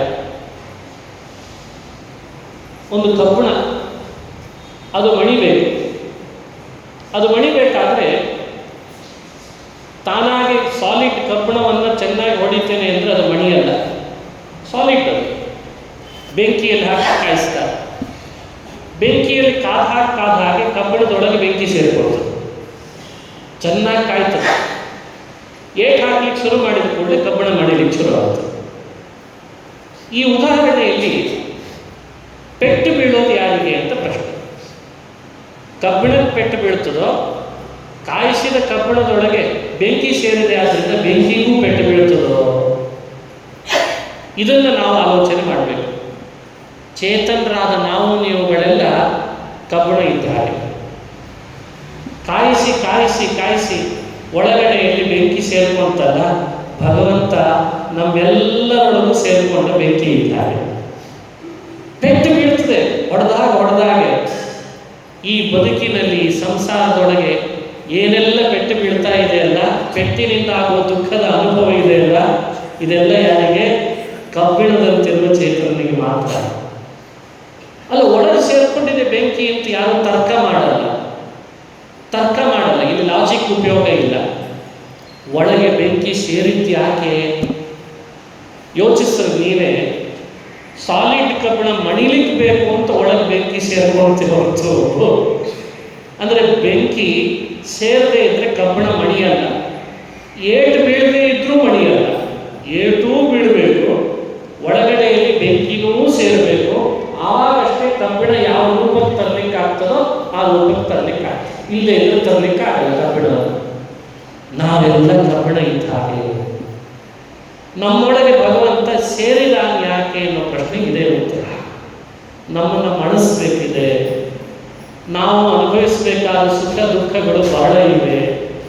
ನಾವು ಮಣಿಬೇಕು, ಬಾಗಬೇಕು, ದೇವರಿಗೆ ಶರಣು ಬರಬೇಕು. ನಾವಾಗಿ ಬರಲ್ಲ, ಅದಕ್ಕೆ ಏಟು ಬೀಳಬೇಕು. ಬಿದ್ದಾಗ ಮಣಿತದೆ. ಗಿಡವಾದಾಗ ಬಗ್ಗಿದ್ರೆ ಸರಿ, ಮರವಾದಾಗ ಬಗ್ಗಿಸ್ತೇನೆ ಅಂದ್ರೆ ಆಗಲ್ಲಲ್ಲ. ಆ ಭಗವಂತ ನಮ್ಮೊಳಗೆ ಬೆಂಕಿಯ ರೂಪದಲ್ಲಿ ಸೇರ್ತಾನೆ, ಅದೇ ಬಿಂಬನಾಗಿ ಸೇರಿರ್ತಾನೆ. ಪದೇ ಏಟು ಕೊಡ್ತಾನೆ. ಏಟಿನ ಉದ್ದೇಶ ಬಾಗಿಲಿ ನನ್ನ ಹತ್ರ ಬಾಗಿಲಿ ಅನ್ನೋದೇ ಉದ್ದೇಶ. ನನ್ನ ಶರಣು ಬರಲಿ, ನನ್ನಲ್ಲಿ ಸತ್ಯ, ನನ್ನಲ್ಲಿ ದಾಸ್ಯ, ನನ್ನೊಳಗೆ ಭಕ್ತಿ, ನನ್ನ ಬಗ್ಗೆ ಶ್ರವಣ, ನನ್ನ ಬಗ್ಗೆ ಮನನ ಮಾಡಲಿ ಅನ್ನೋದು ಭಗವಂತನ ನಿರೀಕ್ಷೆ ಇದೆ. ಒಳಗೆ ಇದ್ದ ಶ್ರೀಹರಿ ಬೆಂಕಿಯ ರೂಪದಲ್ಲಿ ಚೇತನ್ನಲ್ಲಿ ಸೇರಿ ಪದೇ ಏಟು ಕೊಟ್ಟು ತನ್ನಲ್ಲಿ ಭಾಗಿಸ್ಕೊಳ್ಬೇಕು ಅನ್ನೋದೇ ಅವನ ಇಚ್ಛೆ. ಹಾಗಾಗಿ ಬಾರೋ ದಾಸನಾಗಿ ಅಂತ ಕರೀತಿದ್ದಾನೆ ಬಿಂಬ. ಈ ಸಿದ್ಧಾಂತವನ್ನು ಜಗತ್ತಿಗೆ ಹೇಳಿದವರೇ ಮಧ್ವಾಚಾರ್ಯರು ಅಂತ ಚಿತ್ರಣ. ಇದು ಪ್ರಮೇಯ.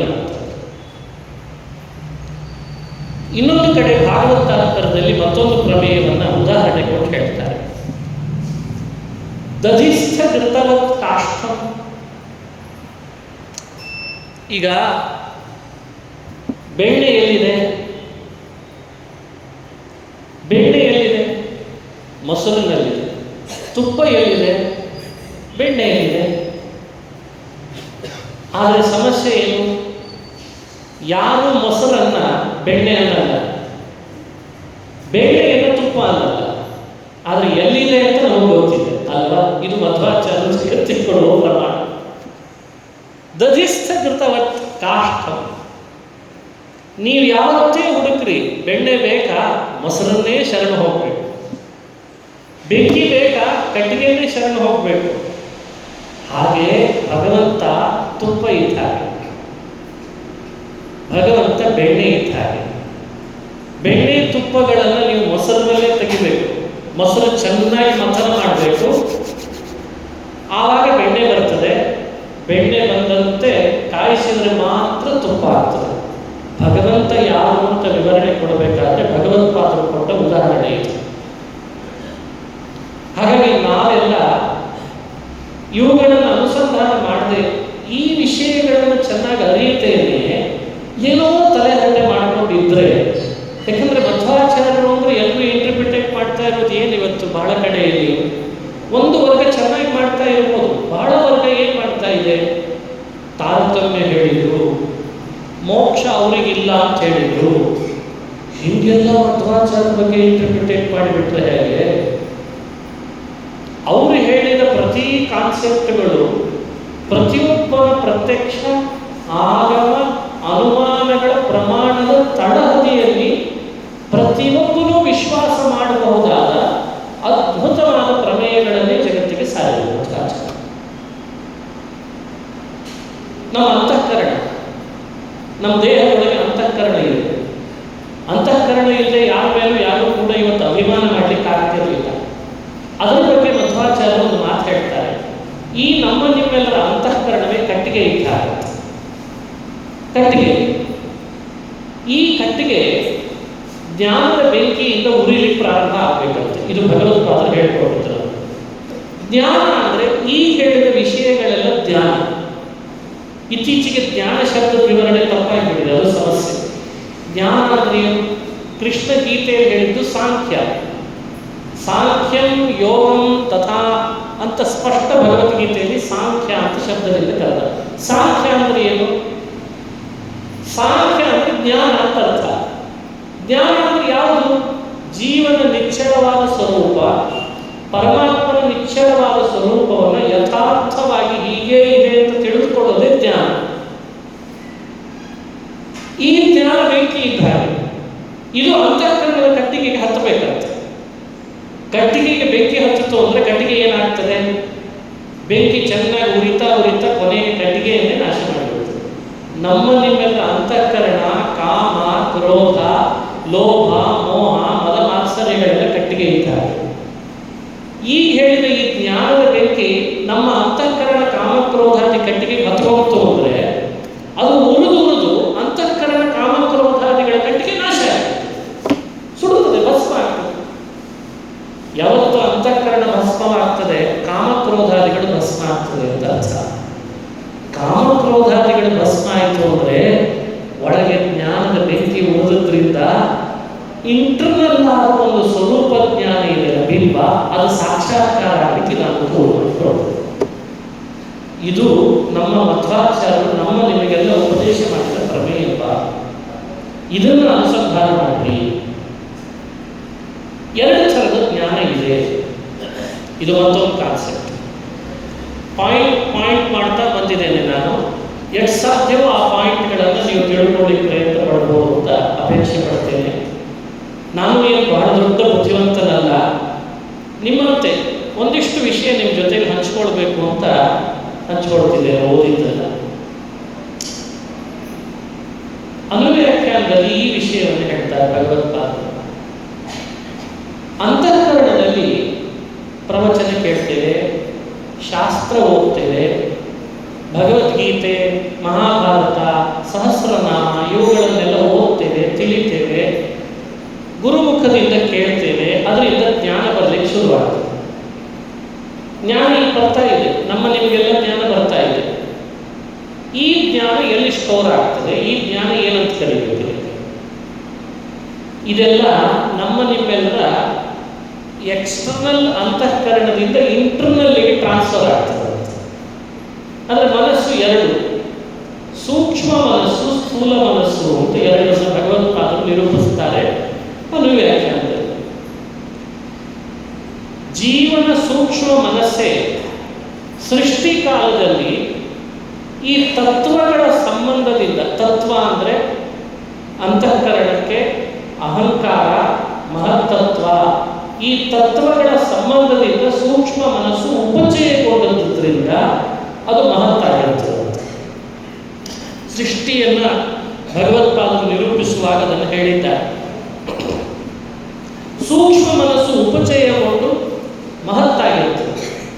ಹಾಗಾಗಿ ಅಂತಃಕರಣ ಈ ತತ್ವಗಳ ಉಪಚಯದಿಂದ ಆದದ್ರೊಳಗೆ ಶ್ರವಣ ಮನನಾದಿಗಳನ್ನು ಮಾಡಿದ ತಿಳುವಳಿಕೆ ಎಲ್ಲ ಅಲ್ಲಿ ಸ್ಟೋರ್ ಆಗಿರ್ತದೆ. ಆಯ್ತಾ? ಸ್ಟೋರ್ ಆದರೆ ಮುಂದಿನ ಜನ್ಮದಲ್ಲಿ, ಅದರ ಮುಂದಿನ ಜನ್ಮದಲ್ಲಿ, ಅದರ ಮುಂದಿನ ಜನ್ಮದಲ್ಲಿ ಮತ್ತೆ ಪುನಃ ಅದು ಬರೋದು ಹೇಗೆ ಅಂತ ಆ ಕರುಣಾಮಯನಾದ ಶ್ರೀಹರಿ ಇಲ್ಲಿ ಸ್ಟೋರ್ ಆದದ್ದನ್ನ ಸೂಕ್ಷ್ಮ ಮನಸ್ಸಿಗೆ ಟ್ರಾನ್ಸ್ಫರ್ ಮಾಡ್ತಾನಂತೆ. ಎಷ್ಟು ಬೇಕೋ ಅಷ್ಟನ್ನು ಟ್ರಾನ್ಸ್ಫರ್ ಮಾಡ್ತಾನೆ. ಹಾಗಾಗಿ ಸೂಕ್ಷ್ಮ ಮನಸ್ಸಿನೊಳಗೆ ಆ ಎಲ್ಲ ವಿಷಯಗಳು ಎಷ್ಟು ಬೇಕೋ ಅಷ್ಟನ್ನು ಭಗವಂತ ಟ್ರಾನ್ಸ್ಫರ್ ಮಾಡಿದ್ರ ಫಲವಾಗಿ ಮುಂದಿನ ಜನ್ಮದಲ್ಲಿ ಒಳಗಿದ್ದದ್ರದ್ದು ಹೆಸರು ಏನು ಅಂದರೆ ಅವರು ಹೇಳುವ ಶಬ್ದ ಭಗವತ್ಪಾದರು ಅನಾದಿ ವಾಸನಾ ಅಂತ ಶಬ್ದವನ್ನು ಹಾಕ್ತಾರೆ. ವಾಸನಾ ಶಬ್ದ ಅನುವ್ಯಾಖ್ಯಾನದಲ್ಲಿದೆ. ಸಂಸ್ಕಾರ ಅಂತ ಅದಕ್ಕೆ ವಿವರಣೆಯನ್ನು ಕೊಟ್ಟಿದ್ದಾರೆ. ಇದಕ್ಕೆ ಇಂಗ್ಲಿಷ್ನಲ್ಲಿ ನಾನು ಸ್ಪಷ್ಟಪಡಿಸ್ಲಿಕ್ಕೆ ಹೇಳಿದೆ, ಸ್ಟೋರೇಜ್ ಕೆಪಾಸಿಟಿ ಅಂತ ಹೇಳಿದೆ ಅಷ್ಟೇ. Storage file. ಈ ಲ್ಯಾಪ್ಟಾಪ್ಗಳಲ್ಲಿ, ಮೊಬೈಲ್ಗಳಲ್ಲಿ ಯೂಸ್ ಮಾಡೋರಿಗೆಲ್ಲ ಒಂದು SD ಕಾರ್ಡ್ ಅಂತ ಹಾಕ್ತಾರೆ ಎಕ್ಸ್ಟರ್ನಲ್. SD ಕಾರ್ಡ್ ಅಂದರೆ ಫೈಲ್ಗಳೆಲ್ಲ ಇಂಟರ್ನಲ್ ಕೆಪಾಸಿಟಿ ಕಡಿಮೆ ಇದೆ ಅಂತ ಹೇಳಿ ಎಕ್ಸ್ಟರ್ನಲ್ ಕೆಪಾಸಿಟಿ ಇರಲಿ ಅಂತ ಅದಕ್ಕೆ ಕಾರ್ಡ್ ಹಾಕಿ ಅಲ್ಲಿ ಅದನ್ನು ಫೈಲ್ ಟ್ರಾನ್ಸ್ಫರ್ ಮಾಡಿಟ್ಟು ಇಟ್ಕೊಳ್ತಾರೆ. ಅಂತೂ ಮೊಬೈಲ್ನಲ್ಲಿ ಇಂಟರ್ನಲ್ ಆ್ಯಂಡ್ ಎಕ್ಸ್ಟರ್ನಲ್ ಅಂತ ಎರಡು ರೀತಿ ಫೈಲ್ಸ್ ಸೇವ್ ಮಾಡ್ಕೊಳ್ಳೋದಿದೆ ಅಲ್ಲ, ಇದು ಇವತ್ತು ಕಂಡು ಹಿಡಿದಲ್ಲ. ಭಗವಂತ ಈ ದೇಹವನ್ನ ಒಂದು ಮೊಬೈಲ್ ಇನ್ಸ್ಟ್ರೂಮೆಂಟ್ನಂತೆ ಸೃಷ್ಟಿ ಮಾಡಿ ಒಳಗಡೆ ಇನ್ಬಿಲ್ಟ್ ಆದ ಕೆಪಾಸಿಟಿ ಆತ್ಮನಲ್ಲಿ ಇದ್ದದ್ದನ್ನು ಇಟ್ಟುಕೊಂಡು ಸೃಷ್ಟಿಗೆ ತರಿಸಿ ಸ್ಥೂಲ ಮತ್ತು ಸೂಕ್ಷ್ಮಗಳನ್ನು ಸಂಪರ್ಕ ಮಾಡಿಸಿ ಶ್ರವಣ ಮನನಾದಿಗಳಿಂದ ಬರುವ ಜ್ಞಾನವನ್ನ ಎಕ್ಸ್ಟರ್ನಲ್ ಆದಂಥ ಅಂತಃಕರಣದೊಳಗೆ ಮೊದಲು ಬರೋ ಹಾಗೆ ಮಾಡಿ ಎಷ್ಟು ಬೇಕೋ ಅಷ್ಟನ್ನು ಇಂಟರ್ನಲ್ ಆಗಿ ತುಂಬಿ ಒಳಗಡೆ ಅನಾದಿ ಸಂಸ್ಕಾರ ಅಂತ ಅಲ್ಲಿಟ್ಟು ಜನ್ಮ ಜನ್ಮಾಂತರಗಳಿಗೂ ಕೂಡ ಯಾವ್ಯಾವ ಜನ್ಮಗಳಲ್ಲಿ ಸಾಧನೆ ಮಾಡಿರ್ತಾನೆ ಶ್ರವಣಾದಿಗಳನ್ನ ಹಾಗೇ ಉಳಿಸ್ಕೊಂಡು ಬರೋ ಹಾಗೆ ಮಾಡ್ತಾನೆ.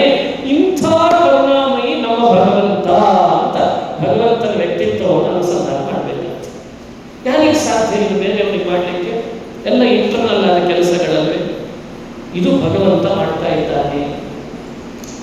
ಆ ಒಳಗಿರುವ ಜ್ಞಾನದ ವಿಶೇಷತೆ ಪರಿಪಕ್ವ, ಅದು ಭಕ್ತಿಯ ಪರಿಪಕ್ವ ಅಂತ ಪ್ರಮೇಯವನ್ನು ಹೇಳ್ತಾರೆ. ಇವತ್ತು ಸಮಯಕ್ಕೆ ಅನುಗುಣವಾಗಿ ನಿಮ್ಮ ಜೊತೆಯಲ್ಲಿ ಈ ಪ್ರಮೇಯಗಳನ್ನು ನಾನು ಹಂಚಿಕೊಂಡಿದ್ದೇನೆ. ಇದಕ್ಕೆ ತಕ್ಕಂತೆ ಈ ಎಲ್ಲ ತಿಳುವಳಿಕೆಗಳು ನಮಗೆ ಬರಬೇಕಾದ್ರೆ ದೀಕ್ಷೆ, ಆ ದೀಕ್ಷೆಗೆ ಅನುಗುಣ ನಿನ್ನೆ ದಿವಸ ತಿಳಿಸಿದ್ದೇನೆ, ಬಾಹ್ಯ ದೀಕ್ಷೆ. ಅದರ ಬಗ್ಗೆ ವೇದಗಳು ಹೇಳುವ ಒಂದು ಮಾತು, ಪವಿತ್ರಂತೆ ವಿತತಂ ಬ್ರಹ್ಮಣಸ್ಪತೆ ಪ್ರಭುರ್ಗಾತ್ರಾಣಿ ಪರ್ಯೇಷಿ ವಿಶ್ವತಃ. ಈ ವೇದದ ಮಾತಿನ ಸಾರ ಏನು ಅಂದರೆ, ಒಂದು ಮಣ್ಣಿನ ಮಡಿಕೆಯನ್ನು ಮಾಡಿದಾಗ ಕುಂಬಾರ ಸೂರ್ಯನ ಬೆಳಕಿಗೆ ಅದನ್ನು ಒಣಗಿಸ್ತಾನೆ. ನೀರು ಹಾಕಿದ್ರೆ ಆ ಮಡಿಕೆಯಲ್ಲಿ ನೀರು ಹಿಡಿಯಲ್ಲ. ಬೆಂಕಿಯಲ್ಲಿ ಹಾಕಿ ಕಾಯಿಸ್ಬೇಕಂತೆ. ಸೂರ್ಯನ ಶಾಖೆಗೂ ಒಣಗಬೇಕು, ಬೆಂಕಿಯ ಶಾಖೆಯಿಂದಲೂ ಒಣಗಬೇಕು. ಬೆಂಕಿ ಶಾಖೆಯಿಂದ ಒಣಗಿದ್ರೆ ಮಾತ್ರ ದೇಹ, ಆ ಮಡಿಕೆ ನೀರು ಹಿಡಿಯುವ ಶಕ್ತಿ ಪಡೀತದೆ.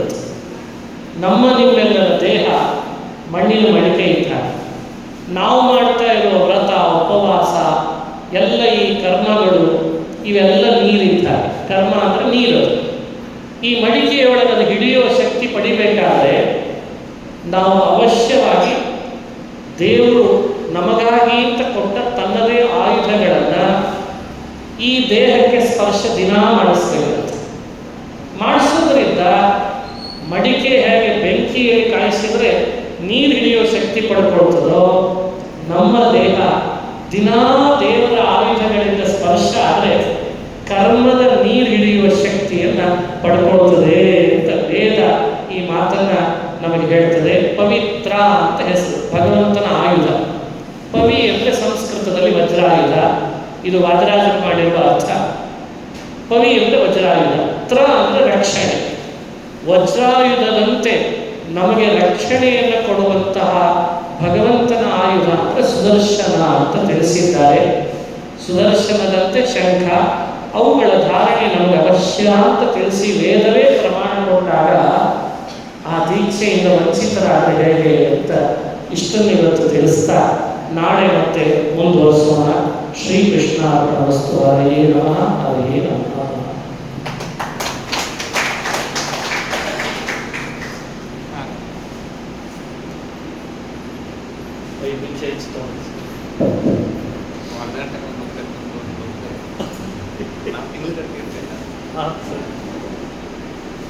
ಆಚಾರ್ಯರು ವಿಷಯಗಳನ್ನು ವರ್ಧನೆ ಮಾಡುವ ರೀತಿ ಅಂದರೆ ಎಕ್ಸಾಂಪಲ್ ಭಾಳ ಚೆನ್ನಾಗಿ ಕೊಡ್ತಾರೆ. ಈಗ ಅಂತ ಇವಾಗ ಮೊಬೈಲ್ ಯಾವುದೇ ಒಂದು ಎಕ್ಸಾಂಪಲ್ ಭಾಳ ಚೆನ್ನಾಗಿ ಕೊಡ್ತಾರೆ. ಒಟ್ಟಾಗಿ ಏನಾಗುತ್ತೆ, ಕೇಳುಗರಿಗೆ